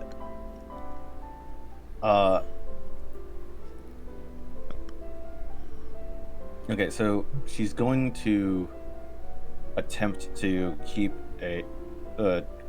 keep focus. She like takes a deep breath and she takes off forward, trying to sort of gracefully and quickly get through these hoops.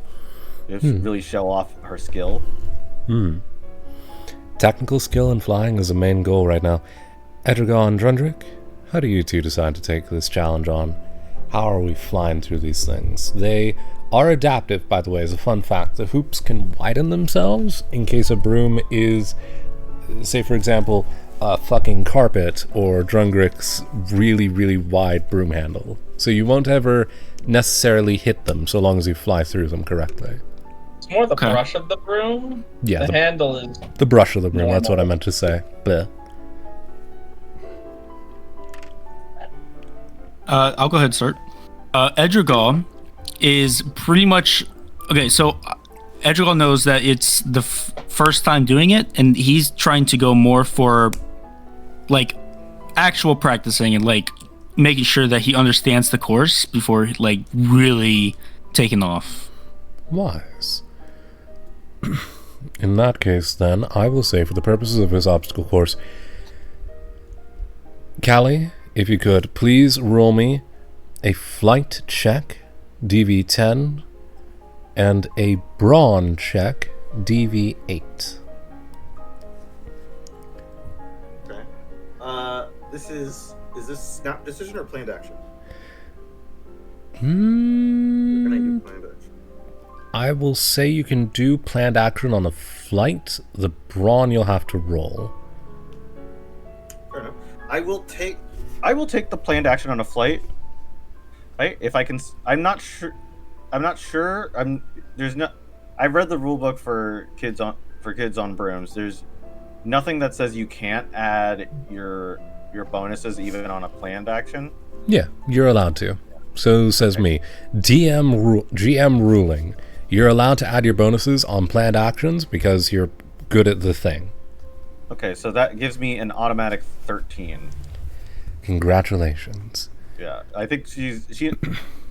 So, like, for those of you that don't know, a planned action in this game is, something that your character can do routinely, or they know really well, or something that you planned ahead for.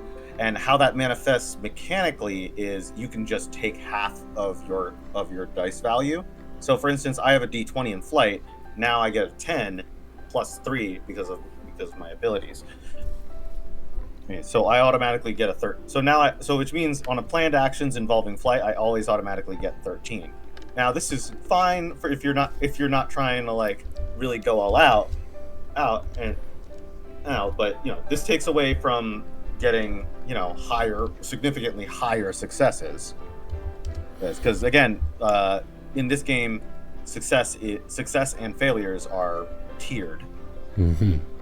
Thank you for explaining that to the audience without any sort of prompting from the hidden chats behind the screen whatsoever. Yes, don't worry about it. There were no guns held to anyone's head. I can promise you that much. No worries. Okay, I'm putting the gun away. Thank you. Thank you. But no, I think she's very graceful in how she flies. It's like, for her, it's like breathing. It's just it's just like tugging and going, and like her hair sort of flows with it. She's just in her element here. And we love that for her. So, she takes off. Flight check is a 13 base. Just does it, shrug, don't worry about it too hard. How is her brawn check to see how she handles the tighter corners? She's got a 12 in brawn. I'm gonna use a spell here.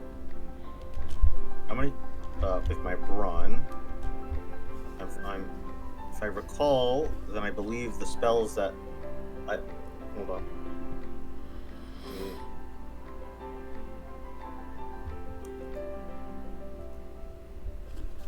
Hello there, various friends, by the way. Welcome on in. It's good to have you all.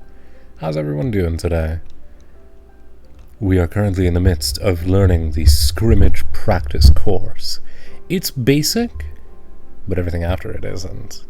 There's just an order to these things.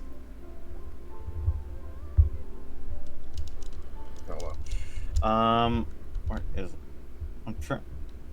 Hold on, I'm trying to remember. Here we go.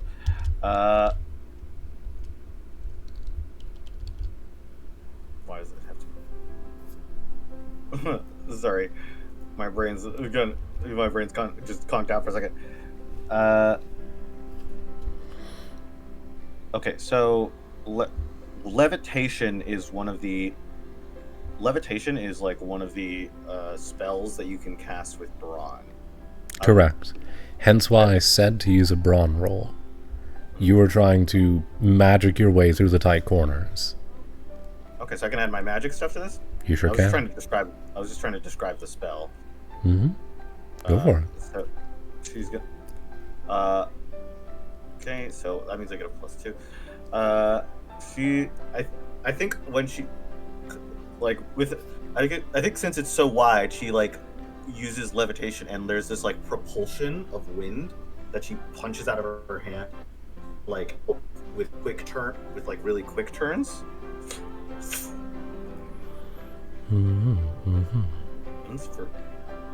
Or sometimes because when tugging on her broom isn't enough, sometimes she has to just punch it. Mm-hmm. So with I have trained in levitation, and I have +1 to bronze for my wand, and I get a yeah, so that's +2. So. I like this music; it slaps. Thank you. I have a lot of songs from this place. I just haven't been using them much. No. Oh boy. So what was the difficulty again? DV8. Don't have enough tokens. Wow. Oh. So, for the audience, Oh. the audience in the stands, our brawn check with a good amount of bonuses to it rolled a natural 1. I would like to add one more thing as well. Mm-hmm. I have Spell Slinger. If I fail a spell check, and we established that this was a spell, I can add +3 to the negative number. I still fail, regardless of even if I go over or not, but this will reduce the loss by 1 tier. Correct. So you're not going to, like, fuck it up, but you're gonna oof it up. Mm-hmm. So even if I rolled a nat 1, it's not terrible. It's not terrible. At least you still get a token. I'm sorry to say, Callie, you do really well on the straightaway runs. Speed runs, the straight periods, you're good at that. The tight corners, you're still kind of embarrassed about eating shit and slamming into the dirt face first in front of somebody that you think is cool. And it doesn't quite play nice for you. It's a good effort, it's a good try, it's a good job, but end of the day, it's still kind of rough. You bonk into... Go ahead. You bonk into a few of the hoops, you make it through. You make it through in a decent time, but it's not perfect. Not as good as you know you can do. I think she knows where she is a little... it is a thing that she doesn't really consider, because a lot of what she does is like, I want to go faster. I really want to go faster. And then now it's like, oh wait, we have to actually control. we gotta actually control this now. Yes, you actually have to think about how you're flying your broom. This is not the Reedlands. You cannot just go in a straight line for 100 miles and never hit anything. Yeah, she's like, I think by the end of it, she's got like a huge bump on her forehead. Entirely plausible and entirely valid. Congratulations, Callie. You have made it through the obstacle course. Edrigal. Yes. Your rolls are flight check DV10 and a brains check DV8. You're trying to go through this smartly, as you said. You're trying to navigate the course by planning your movements before you reach them. Almost like a pause between every obstacle. Mm-hmm. Looking at it carefully, figuring out the path, you know? Yes, you are pre-laying your path. Very clever for you on that front. Let's see how well you do. Brains check rough. So the first roll, well, that was a fight, or sorry, that was my flight. Mm-hmm. Next one's going to be my brains check. It's going to be a 1d20 plus... Actually, yeah, is this a magic or a stat check? I would call it a stat check unless you can tell me how you can make it magic. Like laying out a red line in the air in front of yourself or something. Yeah, I am so I'm basically kind of projecting an image of myself and kind of, I guess, pathing that through. And if it works, then I'll kind of try and do what I just did. Okay, so you're doing like that thing in racing games where there's like a ghost racer that you move alongside. Exactly. Ah. Okay, got it. All right, so that's going to be a +1 because it's magic, and a +1 because I'm on my broom. The lucky stick. Good luck. That's a 15. Nice. You're a little bit slow about it, but you manage. You get through, you successfully do the thing. It might take you a second, but you don't bonk yourself at any point, unlike other. Well done. Nice. Was that good? Yeah, you did pretty alright. Not bad. Okay. I can keep trying it, and I'll probably get faster. No worries. For a first go, for a newbie, for a first year, I don't expect greatness. I don't expect you guys to be, like, slamming through this in 2 seconds. Admittedly, and there's a loud bang, and then she's at the end of the obstacle course, and there's rustled dust all throughout the course. I can do it in less than that. I don't Ichigo's just expect you to. confused. But he remembers what happened earlier. Mm-hmm. And he's like, I wonder if I can, And then he just... Mm-hmm.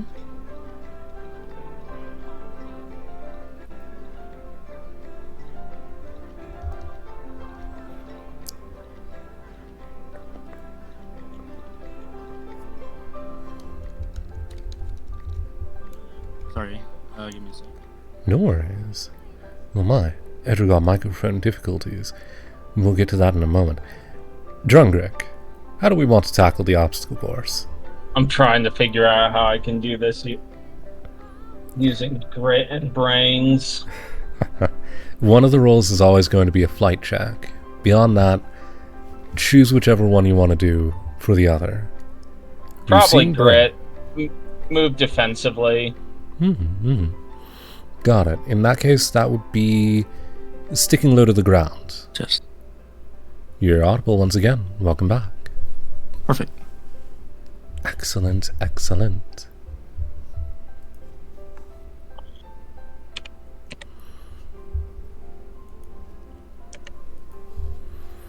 So, flight is going to be a DV10, and you want to do grit, kind of flying very tightly, trying to make sure that it's as small of a space as you can manage yourself through. That'll be a DV8 for a grit check. Alright, well, that's not working. Flight rolls a biff at a 4. Oof.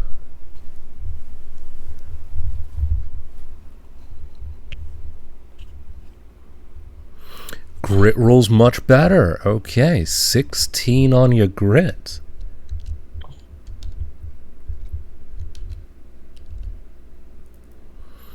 How do you want to handle this? I want to say that Drunrick is flying pretty good, and then his too wide broom head at the back catches on one of the hoops, and he falls off and ends up in a hamster ball shield around him, just rolling through the field. He's perfectly fine. He's just in a hamster ball shield. Respectable and valid. And it A definitely gets resilient sphere, some would say. respectable and valid. And it definitely gets a chuckle out of Marco. He seems immensely amused by the antics of rolling a hamster ball. And looking at him, he seems to gain a bit of an idea from it. He nods to himself in the background. So, you've all made it through in your own ways. Well done.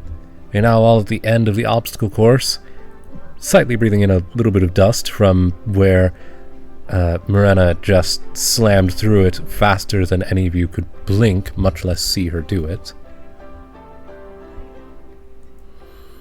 How you feeling?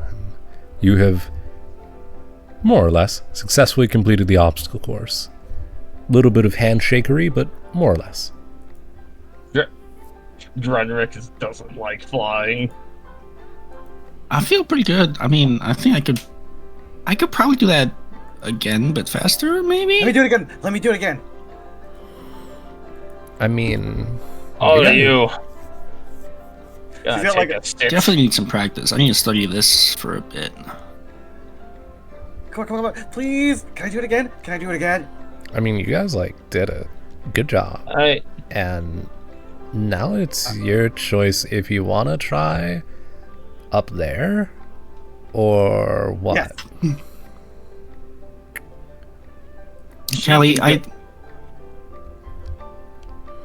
Go ahead. She can go for me. I ain't going anywhere. That's high.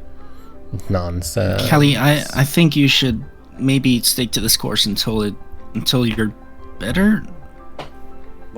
Oh, you did not just say that. No, Yeah, only encouraging her. I have to agree with your wood elven friend there, answers Marco. I'm able to heal you, but gluing a wound shut does not make it fixed, it makes it shut. I grab my carpet very tightly, and I say, my entire freaking existence has been on this carpet. I was practically born on this carpet, you guys. You should try beating your time then. You're welcome to run the obstacle course as much as you want. So does that mean I can't go? That first one was clearly a warm up. You can do better. Do it again. I'll do it again if they say I can do it again. I will do it again. Yeah, you can run it again. Yeah, she'll do it again. In this case, just for simplicity's sake, let's say roll flight check, and however high you roll is however good you do. Please. She's just gonna. Yeah, I think that's fine. She's just gonna try again. She really. This is everything she's like spent so long trying to Even beast. Really. If we're just. If it's flight, then that means I have a +3.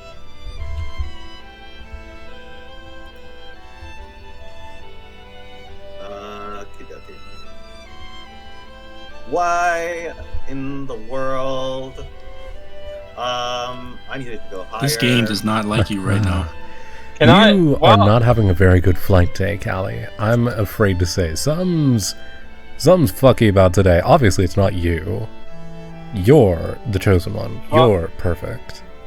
Well, Callie is like doing these attempts. Can I sit here and build a stopwatch to actually keep their times? I think it's literally. I think in like the high school sports movie fashion, of like, it's like she crashes and she's like again, and then just like it's like tick tick tick tick again, tick tick tick tick again, tick tick, and she's just covered. By the end of it, she's just covered in bruises, and she's just like again. As you do. I will say sure. Let's call that a brains check. Oh DV, let's say 14. Building a clock out of random stuff that you happen to have lying inside of your pockets. That's complicated machinery with funky parts. So let's call that DV14. Hey, what if Can I help? What if I tap this funny thing in my strengths called prepared? You could. Yeah, I'll do it. Drungwig, what are you working on? He's not building anything. He just already has it. Clock. Oh. I already had a stopwatch. Oh, Congratulations. I built it earlier when in one of the classes I wasn't paying attention in. You built a clock? I built a stopwatch. It's much more complicated. How? I'm going to tell him how you build a fucking stopwatch. Like I am scribbling down notes. While I'm like taking while I'm taking Callie's time. Roll a brains check. However high you roll is however well you explain it. And if you All roll right. a nat 1, then it's functionally the engineering equivalent of step 1, draw 2 circles. Step 2, draw the rest of the fucking owl. I have a solution if he fully explains it. That's a 6.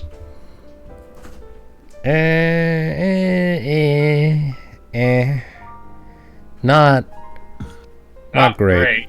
Not horribly. At the very least, you remember to say, oh, right, yeah, and then you use, like, tweezers here, and you get the quartz, like, right there, and, don't forget the wine spring. I'm saying Make sure it's found right. I want to phrase it more. I'm using terminology in a language he doesn't understand. Oh, you're just half speaking Dwarvish. Yeah, basically. It's fully kicked in. Honestly, fair enough. The most people that you talk about engineering with is, your family. And you talk to them in Dwarvish. Yeah, so it's like, you understand about 6% of what I'm saying. Like, what in the goddamn? I mean, I had a friend who was a dwarf once, so I can understand a little bit. But like, you gotta slow down a little bit. I'm trying to write down everything. You just hear frantic scribbling. The camera looks at the paper. It just says "queek" over and over and over again. Just friggin' Callie just falling in the background, just like, again. Me resetting the stopwatch over and over again. Putting that in my inventory. Yeah, Callie, unfortunately, you're not having the greatest of days for doing such things. But congratulations, you now have a stopwatch. It is useful for some stuff, probably. Can you think of many such stuff? Not off the top of your head. But you'll be able to, in time. I'm gonna play a funny prank on the GM later, chat. Watch. It'll be funny. I see. Planning things behind my backs. The marks. I'm planning things in front of you. That's With true. chat, that's... Oh. Indeed. Chat, real quick, tell me what this guy's planning here. Chat, if you rat me out to him, I will not give any of you a free sub. Chat, rat. Snitch, chat. What's going on inside of this player's brain? Grim actually takes out the money. You wouldn't tell on me, chat. Alright, anyways, Edrigal is also drawing the course, like kind of taking notes on like where everything is situated and all that for later study. Nice. And wise. Hey Chugs, just for the memes, roll one more time to see if you get it. I don't wanna. If you roll higher than a 10, there's a reward. I believe. You know, Believe in the me that believes in you. we're not. I just. This is one of the things in kids. Another thing in kids on bikes is another thing in kids on bikes is like failing upwards. Because like typically, if you do the same task again, the DC goes down. Correct. Supposed to show that you're learning. There's not a set TV for this though. I know. Ooh. Well, now I finally got a 14. Well, congratulations. You've earned a reward.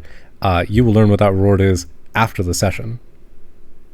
Okay. I think literally, if I'm gonna represent this role as anything for the audience to be able to enjoy as well,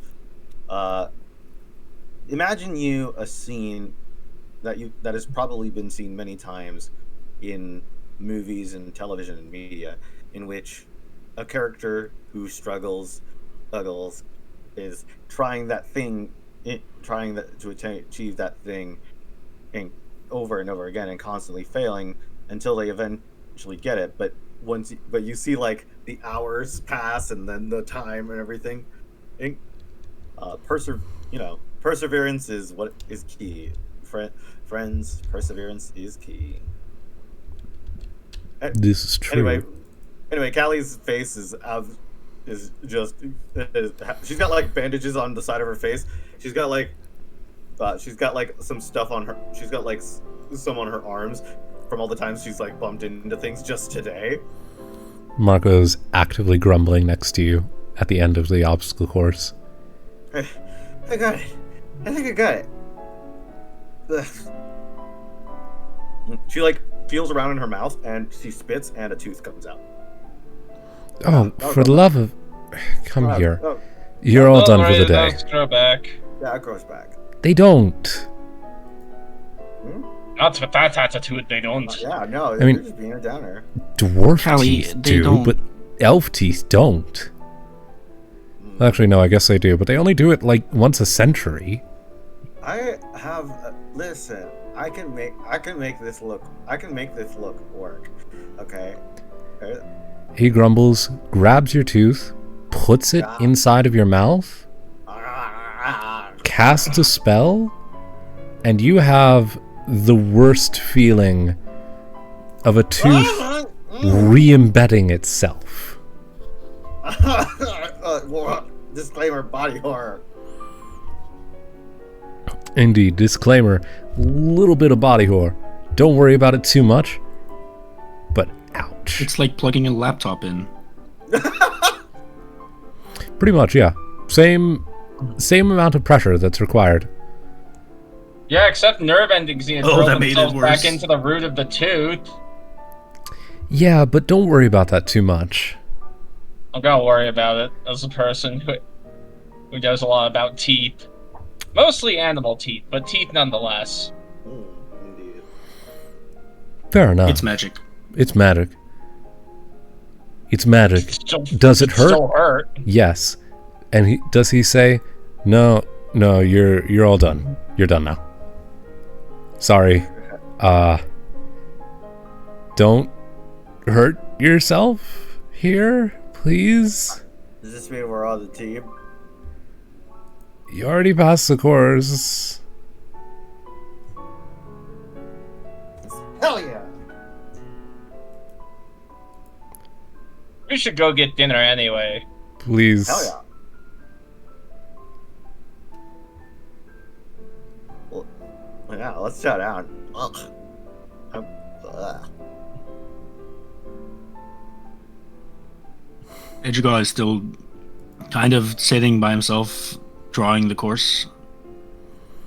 Fair enough. I assume that the other two are going to go grab Etrigal and say, food No, time. I'm gonna grab him. I'm gonna grab him by the scruff Okay, and just drag You him behind get us. you get him by one arm, I'll get him by the other, and we'll drag him away. Yeah, we'll drag him away. Like the ring rates got Joe that one time. As y'all are dragging me away, I'm still kind of drawing the course, just very much faster than I was 2 seconds ago. Yeah, he's got it. He's got it down. Hold on. I'm almost done. Just give me like 2 more seconds. Walks faster with his stubby legs. No, whatever. I got no knees, I can only go so fast. Actually, did dwarves have knees in your universe? They do, yes. Oh god, this is even worse. You kind of need them, you know. No, you don't. Although admittedly, dwarven knees would look weird if you saw one of their skeletons. Yeah, They're they would built be like a fucking pair of terrible. That's why I'm like, this is worse now. They're built like a pair of claw pliers. This is a Oh, fantastic. I hate it. Like Lego. Almost. This is a fantastical alien world we've created. Yeah. Oh, so okay, interesting. Speaking as your local biology person, I have thought way too much about how to design a knee from the ground up that can deal with having a boulder dropped on it and walk away just fine. And the answer is, it kind of looks like a pair of claw pliers. It's weird. What's the range of motion? What's for About the dinner? same as a person. They're Oh, okay. typically a little bit lower than others, but that is why dwarves look like they always have a solid stance. They can't quite flex their knees to be perfectly straight. Oh, okay. Yeah, okay, yeah, that makes sense because of the upper part. Okay. Correct. Yeah. Upper part gets in the way. Curse knowledge. Congratulations, you will learn many a cursed fact, like the fact that elves are technically carnivorous by default. Elves being a carnivorous species is how it is in basically all of them. And I blame J.R.R. Tolkien for this. It's the funniest thing ever. Tolkien made them vegetarians.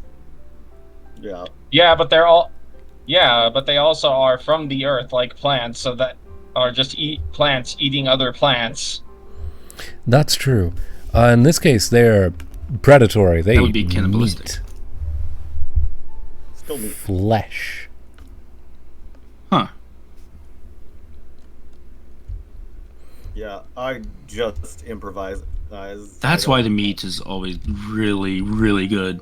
We got really off topic. We should continue. We have been on. I've been trying to create a scene transition for a minute now. Thank you. Let's get back to it. Scene transition. Vanish these two. Whoa! Correct. Yeah, you can't say that. Scene transition. Back into the school. You're back at the cafeteria. It's dinner. You're enjoying a schmeal. How lovely. Congratulations. You have free supplemented dinner. Good shit. Ain't it nice? Let's see here now. As you guys are chilling out, I think it's about time that we explore that a little bit. How did you guys initially get to know each other? Because we know that Callie fell in through the roof of Drungric's family forge, which is not so good. And you all do know each other from prior to the last few days. Maybe not brilliantly, though you could, but you know one another. Let's go through that. So, because I feel like putting you on blast, we didn't do a session 0 for this. We were just tossed into this mess. Sure didn't. Buck naked and screaming. Indeed. Now it's time for you to do that thing that we should have done in a session 0, and I didn't do. Haha. Yay! Are we doing the questions? Yeah. Are we doing the questions, or are we doing like which? And if you'd like to, questions are making it up as you go. What? No, there's. I like the system. There He it likes is. the system. You're valid. Please, I'm begging you, please. Sure. To the questions then. Let me pull up my book for them. Like, so Rick in dinner. kids on bikes and kids on brooms, there's like an appendix for questions that sort of tell how we know each other, or how we feel, or how we've heard about each other and such, like general knowledge that we know about each other. And we're supposed to roll a d20 and answer the question about the character that we are establishing a relationship with. If the question doesn't fit what we have in mind for that relationship, then we can just re-roll or roll for a different question. And once we've answered, then we cross it out, and then we move on. To Yeah. the next character. Try not to get appendicitis. Indeed. Appendicitis, it's an appendix. No, yeah, okay.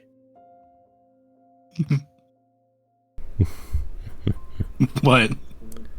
So, for this, let's just go down the list of the Discord users, starting with Callie and Drungric. So when we when we're asking questions about each other, we have to first answer: do we feel that before this our feelings towards, essentially our feelings don't need to match. Like did we think positively, negatively, or indifferent of each other? And it doesn't mean that we aren't friends if it's negative. It doesn't mean that it doesn't mean that we hate each other. It just means that, there's some negative stuff going on, and that could be anything. Like I crashed through your house. Like I crashed through your house roof. That's pretty negative. You know what I mean? Drummer doesn't hold it against you. But no, so to do it, how? So are we doing it like am I asking am I asking the question first, or is Dunkirk asking the question of me first? Let's say you're asking a question first, then Drungrick is asking a question of you, and then Drungrick will ask one first of Edrigal, and then Edrigal will ask one of you, and then so on and so forth. Okay. Makes sense to me. Okay, then. Okay, then I'll start us off then. Drungrick, would you say that from before this, would you say that our relationship was positive, negative, or indifferent, or Positive. I mean, the term is actually you don't know, but yeah. Okay, positive. Then we roll a d20, and that's going to determine the question. I'm trying to find the page with the questions on them. Page 92. I also not. Oh, this is probably not in the Kids on Brooms book. No, it's in the Kids on Brooms book. It is on page 92. Okay.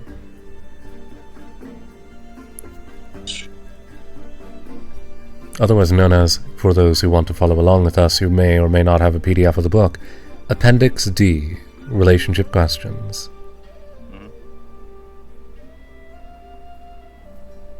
So you just roll a d20, and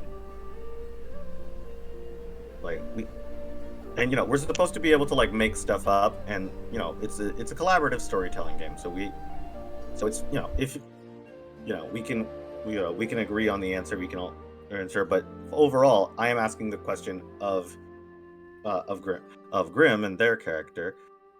So I'm trusting in this.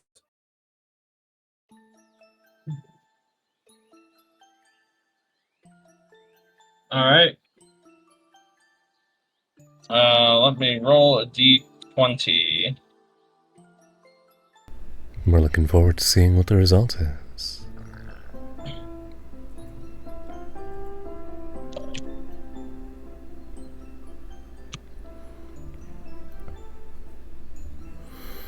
Five. What spell did this character teach you that you've never forgotten? Yeah, in the sense, yeah. So that's basically what spell. So because we're asking it of you, what spell did you? Wait, hold on. Because I'm asking it of you. That means you're. Oh, I flipped myself. I'm sorry. At some point in your lives together, you and Callie were hanging out, and Callie taught you a spell, one that you've remembered ever since then. Useful, memorable, just a fun little trick to have. Something. What is it? It was a really simple levitation spell.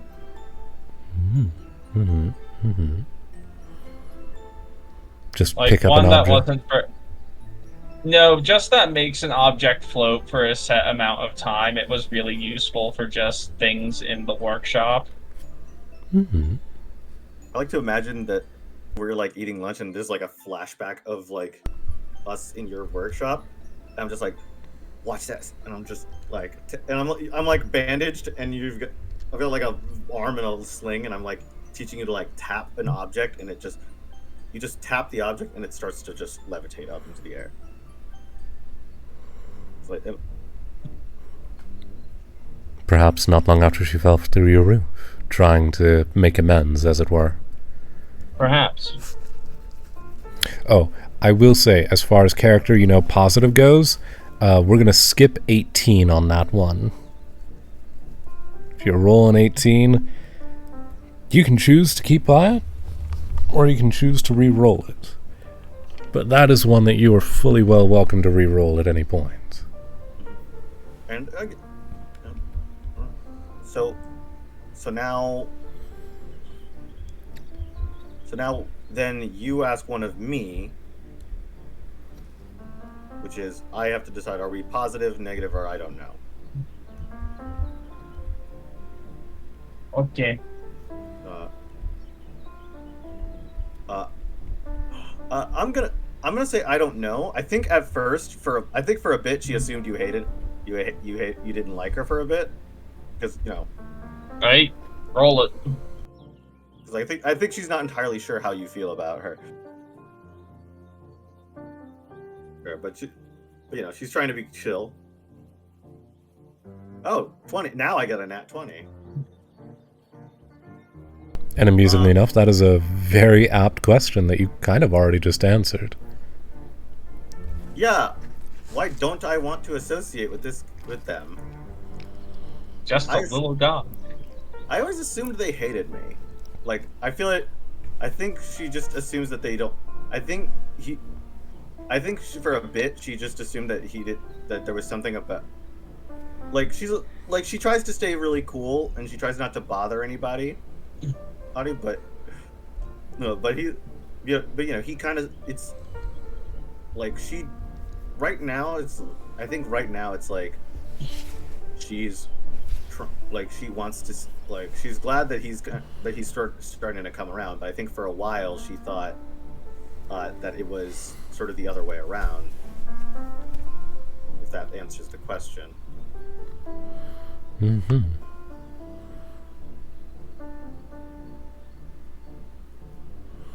Certainly so.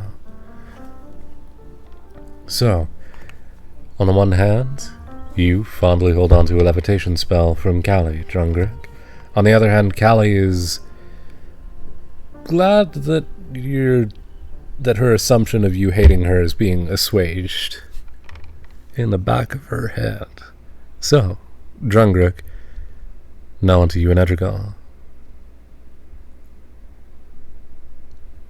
You want to roll first, or should I?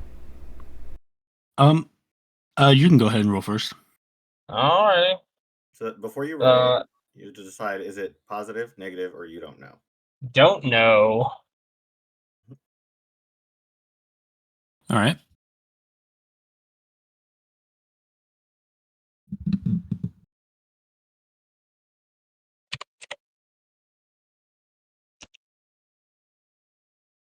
Cough.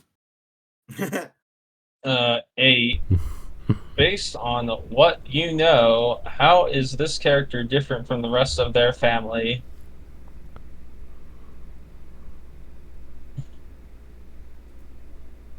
Hmm.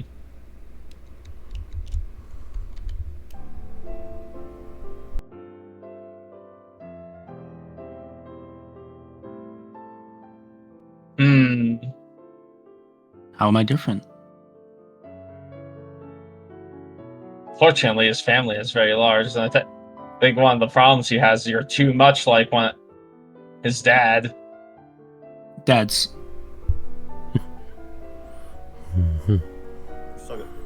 I have more than 2. He's talking about himself. Okay. Oh. I assumed you were talking about your own dad. Yes. Like because it specifically says. I think because it says the rest of their family, not your family. Okay. I don't know anything about his family, unfortunately. Yeah, based on what you know. You can also re-roll if you don't like the question. Yeah. I feel like that one's not applicable because I do not know the rest of their family. It also says based on what you know, so you can't just make stuff up. Yeah. It's all good. I don't know anything. I'll throw that 1. What good? Sorry. What good thing have you heard about this character that you can't believe is true?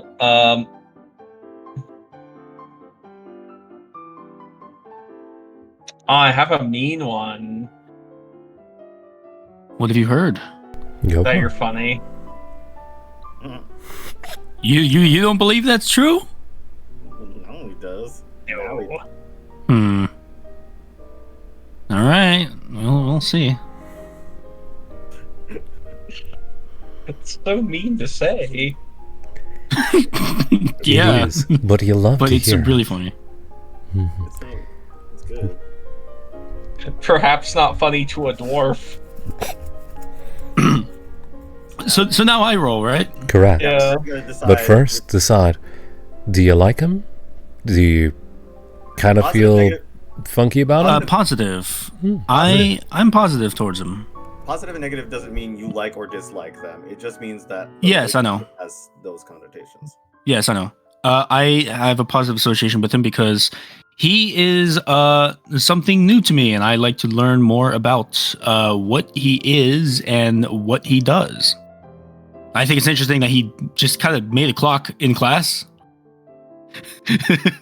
So, do you mind if for this question I roll a d20 in real life? I would ask that you roll it in the dice rolling chat on account of there I can see you rolling it. Will do. Thank you. 15. You share a common interest in something weird and non-magical. What is it? Well, we both have a fascination for rocks and stone. I would say. Rocks. Yeah. I do have a bag of 7 interesting rocks. 3 of which I think I already shared. Yeah. And that would be... I don't know. I don't know which ones I shared. I think I shared the slate. No, I shared the albite, the marble, and the arcos. Indeed.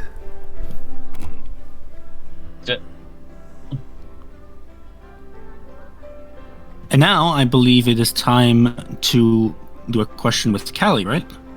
Yeah. Correct. Yeah. Now it's time for you and Callie to play. I am going to say character I know negative. Interesting. Sorry, Callie, you're a bit too reckless for me. Yeah. And almost the opposite of my character. Yeah. No, I know it's nothing of Vince. What bad rumor have you heard about this character that you don't think could possibly be true? I heard that she stole her broom. She stole her carpet. But that's obviously not true, right? She had it since she was a kid. Right? Slanderous.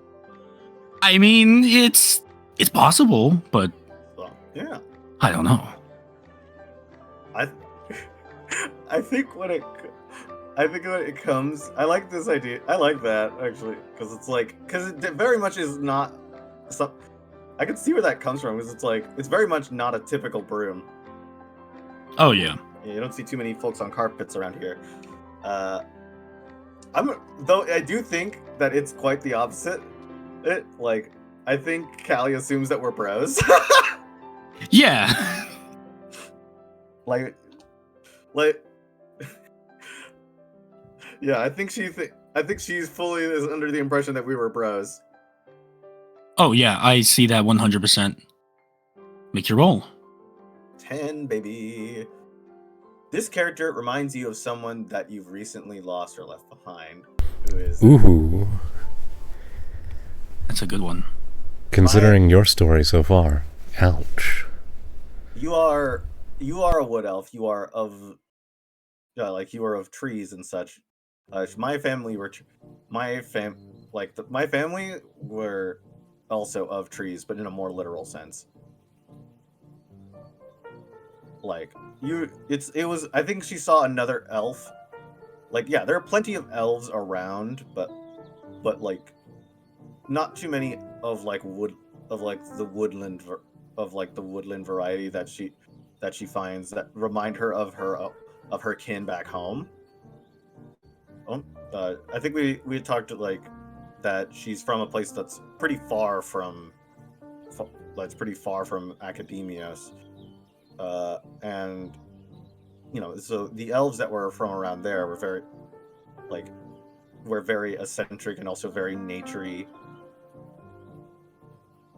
But they were but they were more of a coastal type. I think there's something. I think that there's something about Ed that kind of reminds her of of the people, of the friends and family that she had to leave behind back home. If we had to be specific, it was probably one of her parents. And what about Edgegar, do you think reminds you? I think it's his sort of way, for lack of a better term, his ability to plant himself into the ground to affirm his opinion on things. Okay. That makes sense. Much like a tree, if you will. Yeah. I like that.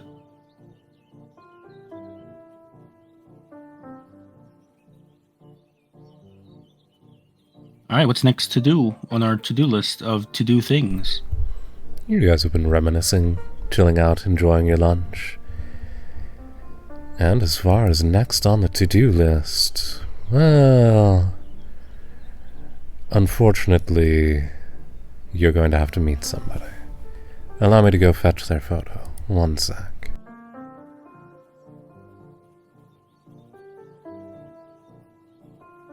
Feel free to chatter as I pick them up real quick. So yeah, that's how we met. Yeah, I kind of just fell through his roof, and I kind of really messed things, and I felt, we kind of messed things up a bit. Yeah, I know you fell through his roof. You told me that before. Yeah, but I was going into the more detailed parts of it. Oh wow, the violin. I guess. So anyways, Drungreg, I have another really cool rock. This one is petrified wood. I found this at kind of near where I live. There's a tree stump that got kind of burnt one day and left behind. Kind of underneath that, underneath the tree stump, when we were kind of clearing that stuff out. As soon as he says all those words in that exact order, Callie's immediately gonna start to just disassociate. Callie, you want to see this petrified wood? What? It's pretty cool. Let me take a look at that. A question I as am you too. all are enjoying your meal. What are you all eating? Oh my god. I am trying Drungrick's cuisine this time. Trying to eat what he's eaten, and taking my time with it. I see. Well, you have my genuine pity as far as that goes. So we've got genuine dwarven cuisine. Callie? What are you eating? Oh yeah, she's trying to eat. She's trying to eat a sandwich. She's trying to eat a sandwich she found, but she's just like, ow, ow. Her tooth is very sensitive at the moment. Yeah, that's understandable. Hey, So- Callie, you should drink this. He puts something that looks like a sundae in front of her, but is definitely a shake. Oh, all right. It's definitely just a smoothie. She's gonna down that shit immediately and go, ah! Just scream. Ah, ah, ah. It was filled with vegetables. It was the worst thing you've ever tasted. Painful. This was far worse than I thought you were doing. I thought you were setting me up to drink a cold thing when I had a No. No. It was this is cold worse. and healthy. The is ultimate worse. betrayal. Why would you do this to me? I thought our relationship was positive. Do you think I could try that, Drungrick? It seems pretty Yeah, good. sure. He pushes the other one over. Good on you, Drunger, tricking them into eating their vegetables. I tried, and it's not bad. Basically, There are some changes I would used. make. There are some changes I would make. But yeah, like throwing it in the No. fire. then it wouldn't be cold.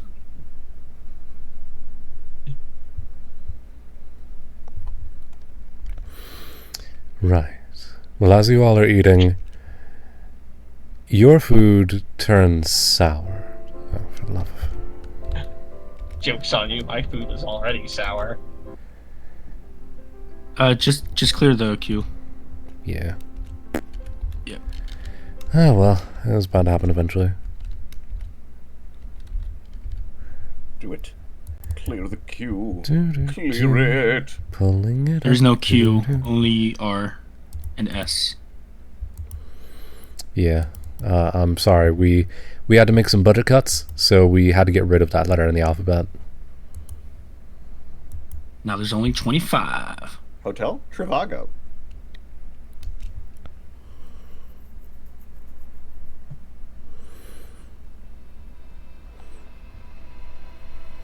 As you all are having a meal, your food turns rotten. I don't mean rotten in the sense of like, oh no, it melts a little bit. I mean like mold grows over it. As you hear a voice from somebody standing behind you all. Ah, you must be the New Year's.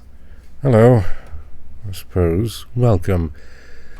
You're in my seat. Move. I didn't know we had like assigned seating and all that. Yeah, Sorry. Drumrick's gonna look around for like a label or something. Also, we're sitting with like the first years. What? Correct. No, you no. are. The student standing behind you is also a first year. It's real weird. I can't seem to find any names or assigned seats anywhere. How about you, Callie? Can you see any assigned seats anywhere? We probably missed something, like, in the rubric, I guess, but... Yeah, I'm looking for it too. I can't see it either. Hold on, this dude is. Hold on, I can't see anything. This dude's hair is so bright. I'm blind. Yes, I suppose foreigners would say that. Hello. Lord, Drunk is like Hi. narrows his eyes. He was fucking born in this city. Like, right, Hey. man.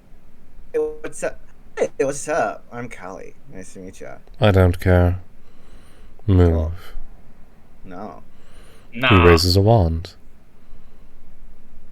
Edrigar is up, by the way. Like, I have all my stuff gathered. Attaboy, at least one of you knows what to do. Like, I'm Drunk is gonna stand up on the seat so he's taller. I have an idea. Hey, I have an idea. Mm-hmm. I'm gonna boop him on the nose. Go on ahead, see what happens. Roll fight check, by the way. DV12. Oh, no. I didn't Don't do say- it! Don't do I it! didn't say I was gonna fight him. I know. Boop him on the nose. And And then roll a if he's fight gonna- check. Okay, if he's attacking me, then I need to roll grit. Is the scenario because I'm not fighting him back. Fair enough. Roll grit then. DV12.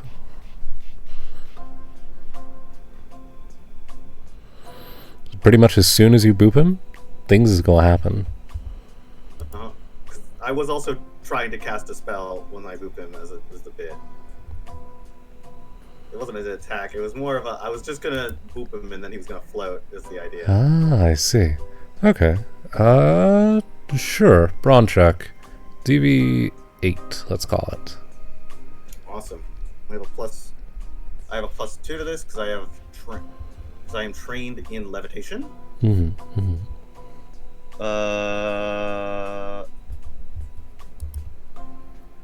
And my wand grants me a +1 to brawn. So that's +2 total, and it's a difficulty 8. That is a 10 total. Mm. Just to add a little, just to give it a little more. I am gonna spend a token just to give it a little more juice. Mm-hmm. Mm-hmm. Just one token You bump it up to an 11. Because we have to crank it up to 11. Fair enough. Oh, it's the baby. Hello, baby. I'm trying to do some. I was trying to do something unexpected. Fair idea, and a good choice. One sec here, and I shall have a look at the result of thy roll. Zoom back over. Yeah, you've successfully done the thing that you were trying to do. You boop him. He definitely wasn't expecting that, and you can tell that he, like, squints for a brief second before he realizes that his feet are no longer touching the ground. And then that squint real quickly turns into a frown.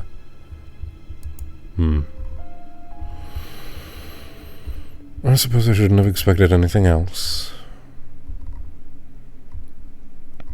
And he sort of stares down at you. Right, well, as you started it. Perks for me.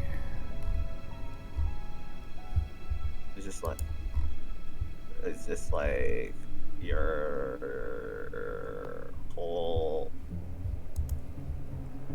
Is your deal like?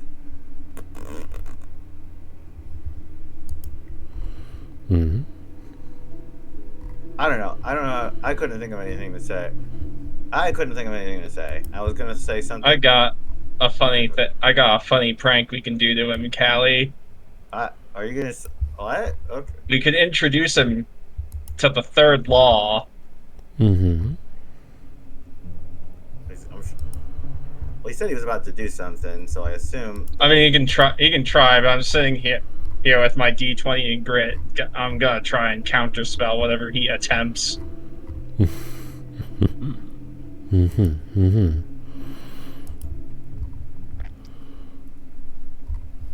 In this, then,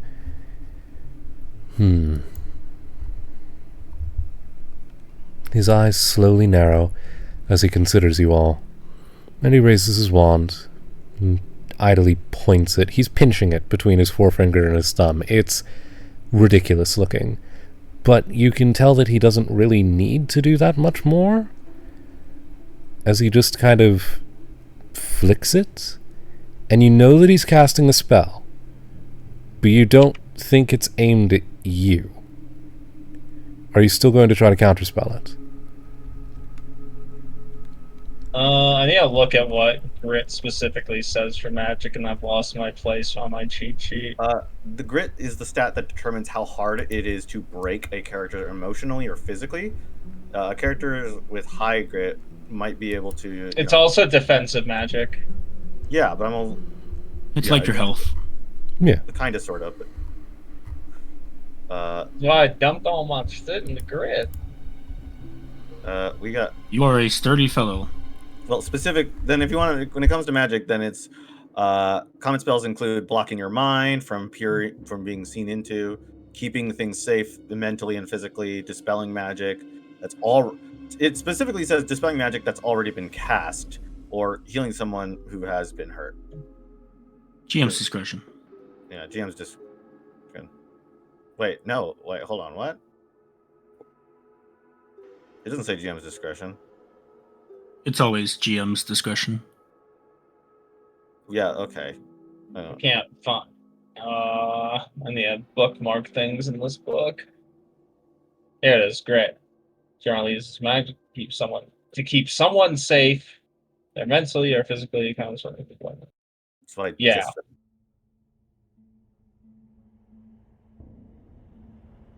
So yeah, I am just waiting for whatever spell this dude is gonna cast on us to like smack that shit away. DV6 then. Roll grit.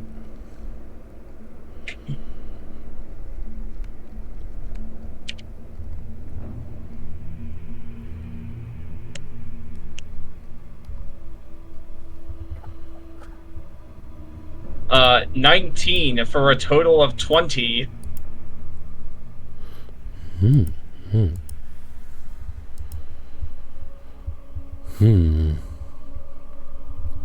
That it's multiple successes over the DC. Shit. Yes. How hard do I crush it? I believe that is a 10 or high. I believe that fulfills the thing of a 10 or higher. For a brief second, you hear like a soft dripping noise from the chairs that you were all sitting in a brief second ago. And then not only do you crush the spell, but simultaneously, let me go find her photo again. I left it around here somewhere. Your sister shows up. Oh no, he's boned. Oh yeah, he's fucked. She's an upperclassman. Oh no. Mm-hmm. Yeah, he has no idea how fucked he is just yet. You fucked at the wrong door. Oh no. Where did I leave her? Here she is. Doo-doo-doo. None of that. Let me just scoot our fine friend over to the side real quick as I summon in the sister. The sister. The sister of Drungrick Gurnison. Albric Gurnison. I don't know. You tell me. That's a subjective take. He's kind of... Oh, hell yeah. No, gorgeous. Yes. Yes. She walks in. She sees this. She's seeing, an elven student currently levitating and casting a spell at her younger brother. And she strolls over with all the confidence of a first-year beard. Right. Explain. Oh, like Drunrick gets like visibly nervous. Oh, what are you just having? Just a bit of fun. His voice like actually cracked. We were in his assigned seat, so we were just kind of moving. Shut up. Ain't no such thing as assigned seats. Alright. She stretches, raises a staff. She doesn't use a wand, she uses a quarterstaff with an enormous crystal orb at the top of it at the student. Lowers the elf back down to the floor, gently ending the levitation spell as she does. Cool. Which one of you cast that? Yo, hey. Points at Callie. I was trying to start... Yeah, he started getting real uppity, so I thought I'd give him the height to match. I wasn't gonna. Don't worry, it's not my style to hurt him. He was just getting.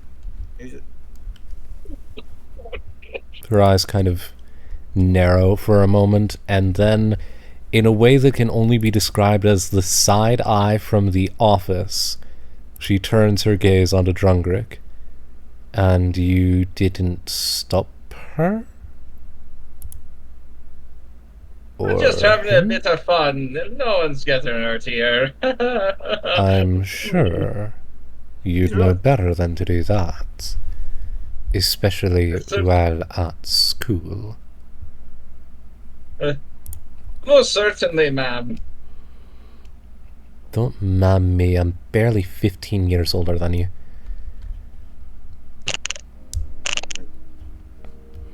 Cool. Fun fact, here's her theme song, by the way. Right. Her eyes slowly continue to narrow, resembling pretty much identically her photo in Yon's stream. For those who are listening in at home, Aldrich Gurnison is a first-year bearded dwarf, which is to say she has just developed her beard within the last year. She is darker skinned with long, light brown hair, some of it tied into braids on top of her head, most of it hanging loose around her. She, like any dwarf worth her mettle, literally, is decorated in jewelry, most of it handmade by herself. She prefers large, geometric shapes, as exemplified by her enormously oversized earrings, her Taurus ring, and her beardlings. Or not her beard rings, her braid rings that she's using to keep some parts of her hair together with. Her eyes are piercing green, and currently very grumpy as she considers you and this story that she's been given.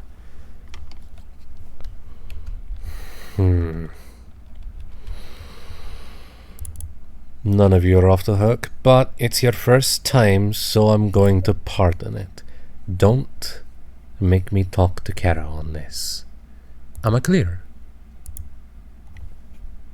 Yes, sis. Yeah. Fine. Hey, buddy. Let me start. Let's start with this. Let's start with this. I'm Callie. Hey, what's your name? And do you want some of this sandwich? I have not bitten into any of it. I promise it's real. I promise. Leota? And no, I do not.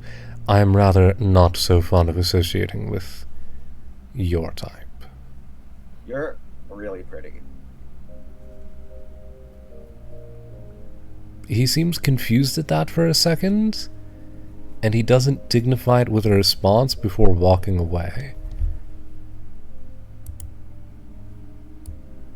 Well, that was a close one. Close Can I ask one of what? which elf he was? Leota is a dark elf. Dark elves in this world have That makes sense. universally exceedingly pale complexions. For the reason of, well, they live underground, there's no sunlight to fuck with them.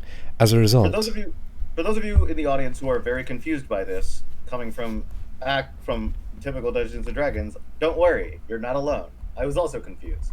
And yes, Callie is a high elf. High elf. Her skin is very dark. This is, of course, due to the fact that, put it lightly, Callie's breed as high elves are almost universally constantly exposed to sunlight. And of course, as skin is wont to do, it darkens when it's in a realm where sunlight is always. Wood elves are somewhere between the two. They usually range olive in complexion. Dwarves, similarly. The paler you are, the deeper underground your family is from. There are even rumors of those dwarves out there who are pure white, even their hair, but they're not really commonly known of. Not outside of other dwarves, at least. The Underdark is an unknown even to the dwarves, and the Dark Elves speak nothing of what happens down there.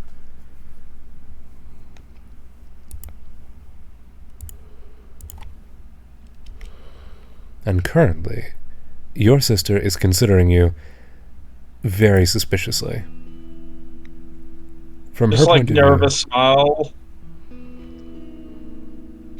view, she raises her fingers to her eyes and sort of points them at all three of you.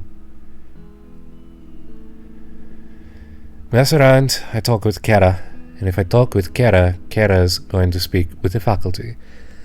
And if she does that, then there's actual consequences to you lot having your fun.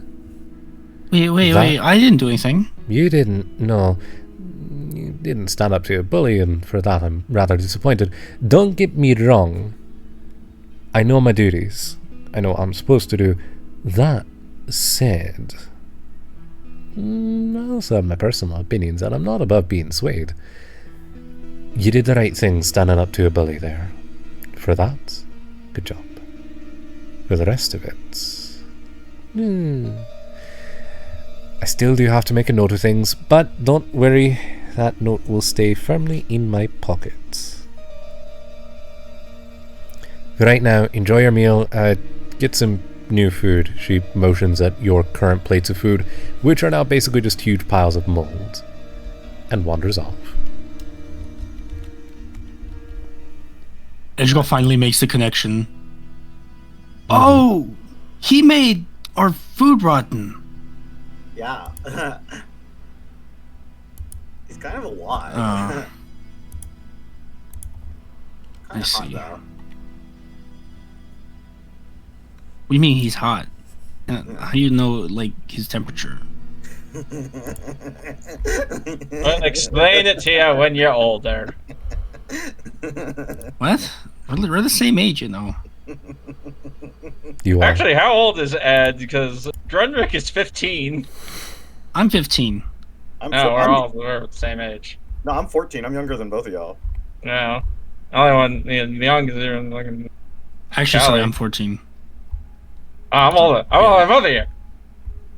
But I was born in a very early month. Ish. Mm-hmm.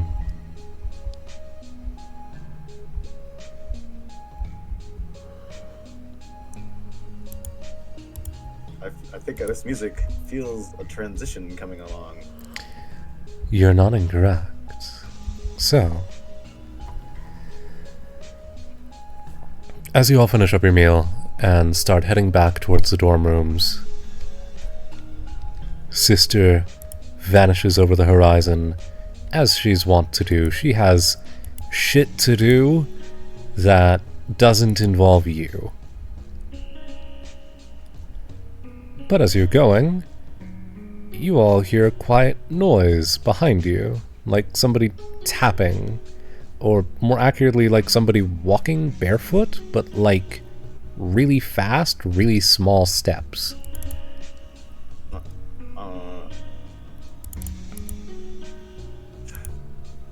I assume it's a salamander and prepare to catch it. I see. Is it... Salamanders! I hear a salamander. Oh my god. Is it Celestis? It is not. Do you turn around to take a look at what's going on? Yeah. Roll me a brains check, DV6. Will do. I can do that. Are we all? If you'd like to. If you'd like to turn around and try to spot whatever is following you right now, because something is following you. Sounds like someone wants to sell me something. Nice. Someone need to do it. Someone need to do the bit. I rolled an 11. Good job. Not bad than the other two. I got a 2 plus 4. I'm oblivious. Yeah, Drungrick, you turn around. For a moment, you almost swore you saw something, but not really. Callie, same Also, story, which I means still think it's a salamander. I'm so convinced it's a salamander. valid thought process, which means I now deafen these two so that only Etrigal hears it. Again, Alright. there you go.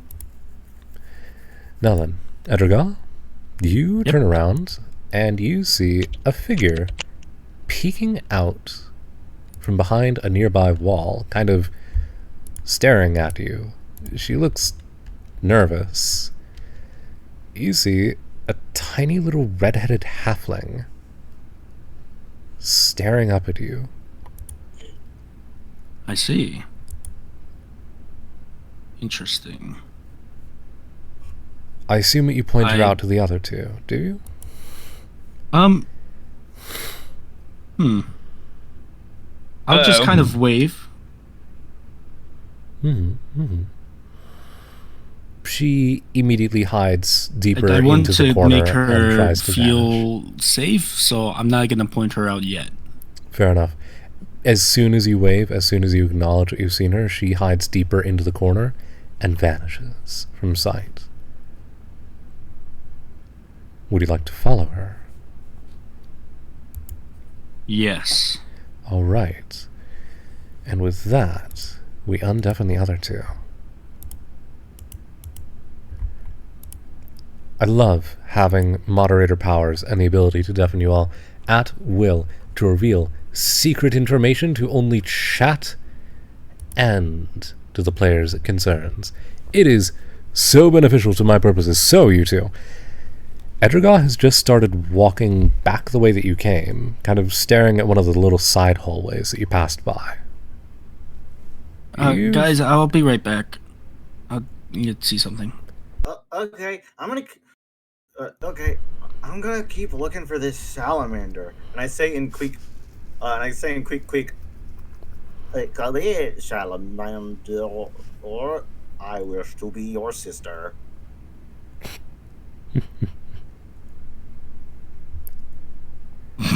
I see.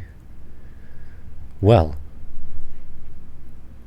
that is certainly a words that you say. I didn't. Might not Yep. be what you meant, but okay. But yeah. No. Probably not what you meant, but you say it. Useful. Mhm. Indeed. So, are you going to follow Edrigar trying to look for this thing?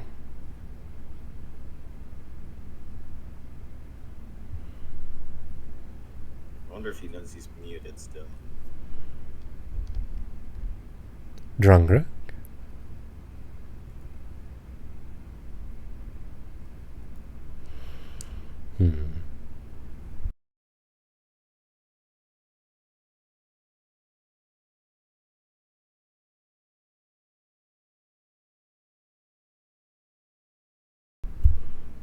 Well, now, this is concerning.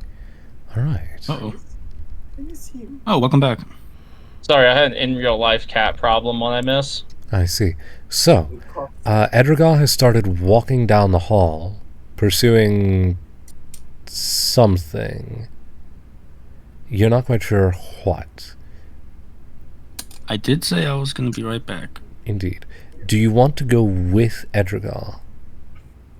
I'm gonna look at Callie. Callie's looking for a salamander.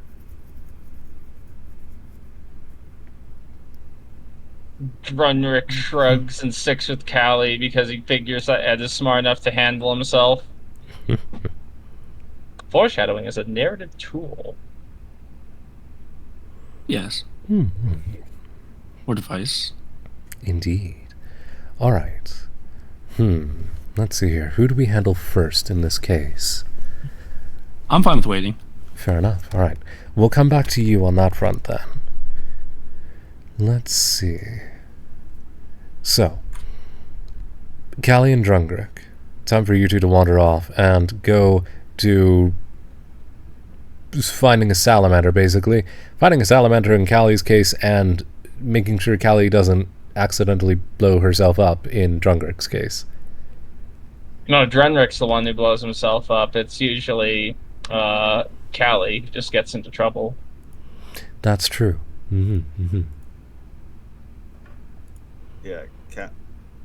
Yeah, Callie's like looking for. Yeah, Callie fully thinks that slapping sound was the sound of like wet little salamander feet hitting the ground, and she's like calling out. And she's like using the quick language to call out to the salamander in beast speech. Fair enough. Unfortunately speaking, you are not going to be able to find a salamander. However, as you guys wander down deeper halls that none of you are really familiar with, let's see where your feet carry you. Roll me a grit check. DV8. Okay. Not sure how this will get us closer to the salamander, though.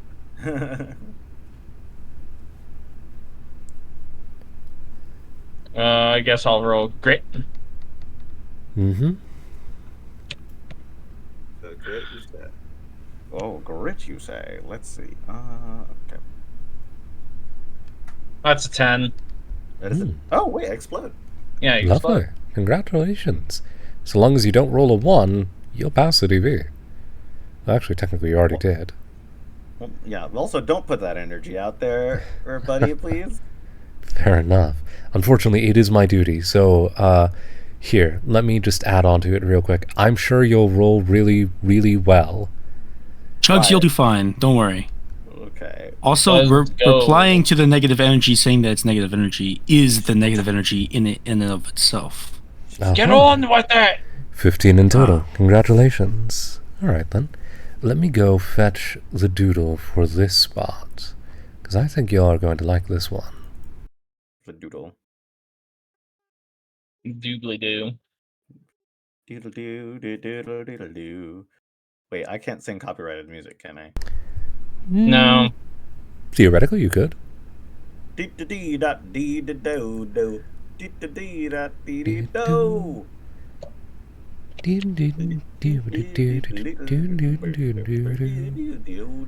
I can come up with a non-copyright version of that song. You literally could too. It's the craziest Yeah, thing. it's kind of your thing. Yes. Oh yeah, they're just adjusting around some of the things. Oh, actually, that slaps. Thank you. That's like a slightly more race version of the same song, and I fuck with that. Nice. Okay. So, you two find yourselves here. In, for lack of a better description, a hallway that looks weirdly old. The floor is covered in runes that none of you recognize. I'd like to study and draw these runes in my notes. Wait, so this is a new hallway, or? You were just kind of following your feet, trying to find things and spacing out a little bit, and for a moment... Actually, real quick, roll me a brains check, DV6. Hey, does this qualify as secret passages and shit from my fucking history lesson today? Sure does. Does this Hey, give me qualify that shit. Does this qualify as a beast I can talk to? No. That's a stacking +1, right? Mm-hmm. Okay, so this is +4. So I have to roll brains. Okay, what am I? Hold on, what am I doing? That elicits me rolling brains. Damn. Brains check. Well, that's a 6. I also got a 6, which is good for me. Oh, this is. You both feel weird. There's a gap in your memories, about 40 seconds. You remember taking a left, but there's no left turn behind you. There's just a straightaways for quite a while. You're not exactly sure where you are. It's somewhere inside of the Akademios, that's for sure, but you don't know where this is. The floor of this place is covered in, for lack of a better description, crystallized water. As though So there was ice. not quite. More so as though there was a stream flowing through here, and then it froze in time, and someone etched runes onto the frozen surface of the water, forming ripples that will never move again. They're It rocks. sounds like ice. Sort of, Let but me ice finish, dude. ice is cloudy. Ice doesn't have this brilliant cyan hue to it. I mean, it can. It can. You're right. But this isn't normal.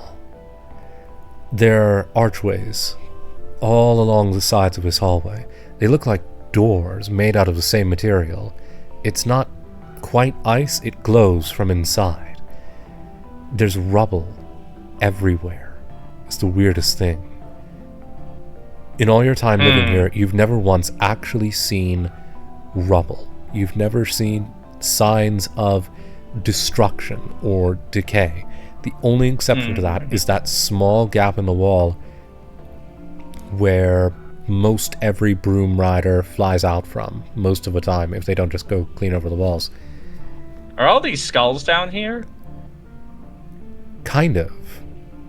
They are skulls, yes, but they look like they're made out of solid rock and fused to the floor. They don't look like a bunch of dwarves were down here. they don't look Or like they're aesthetics. yeah, they don't look like people skulls. They look like somebody kind of put them here, like statues of skulls. Oh my god, I know where we are. I know where we are.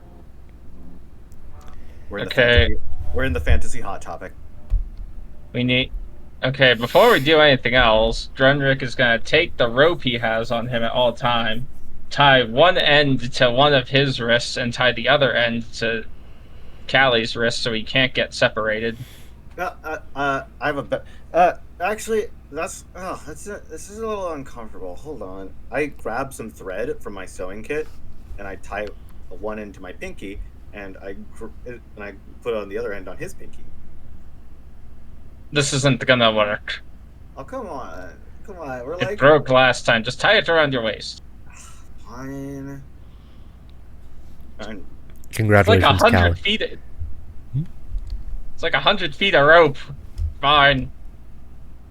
uh, Congratulations, Callie. You are now wearing a child leash. We child leashed ourselves to each other. this is very yeah, no, I agree this is effective. We don't want to get lost or separated. Not here. Although, admittedly, this hallway is all just kind of one long straightaway. It curves further down, and you can't quite see where it goes to, but the area that you're in currently, it's all just one long line of frozen in time water, right down the middle, rubble on either side, and, for lack of a better description, decorative skulls for ambiance. Just to check something, I raise my hand up and I try to summon Dream Sword. Doesn't work. Okay, so all right, so that clears that. We're not in a dream. We should probably, just for like posterity's sake, If you kick me again, Drungrir is gonna try and chisel out like a sample of this frozen in time water. Doesn't work. Your chisel hits it, and it makes a tink. And that's weird, because ice doesn't make that noise, it makes a shick. You try it again, and you can tell just by touching it, it is the hardest material you've ever touched. Take out like a little hand pick, alright? We can play hardball then. I fucking try and get this shit. Roll a brawn check. Higher the DV, more something might happen. This will be funny.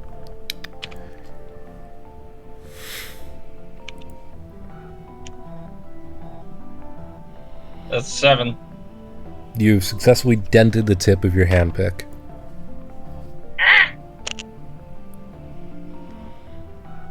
Although, weirdly enough, you all do notice something. Something odd. There's a statue at the far end of the hall with a plaque at the bottom of it. I throw a rock at it. It's a statue. You hit a statue with a rock. Tink. I don't think it will move. Well, now it has to move. Yeah, that's what I threw a rock at. Check if it would move. Be fucking spooky. Fair enough. Try to look away from it for a sec. Maybe it's got weeping angel rules. You never know. Says the statue. I'll disassemble this fucking statue. I swear to God, I'm a dwarf. I'll do it. You were saying there, Callie? I'm gonna try and just I'm just gonna listen. I'm just gonna listen to see if there's any, and just wait till I hear something being different.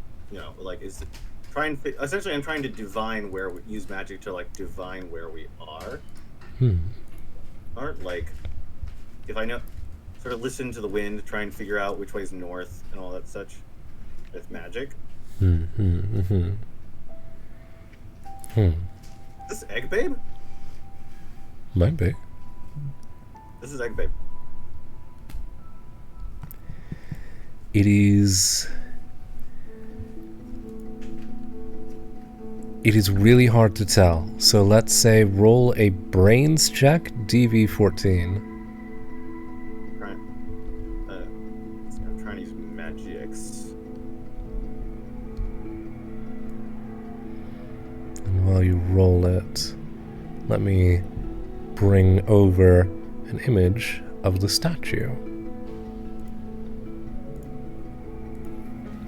Oh, where's my sheet?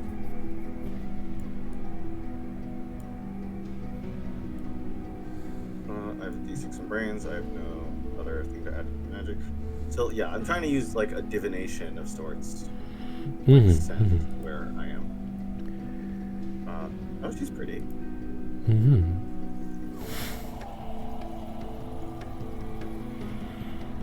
Well, as far as giving a listen to things goes, you two do actually both hear a sound.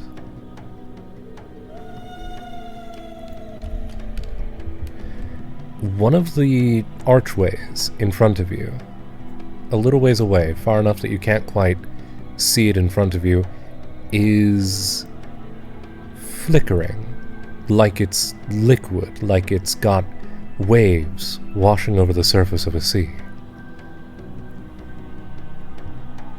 This is one of those moments where I will say it is a good idea to get all the party together.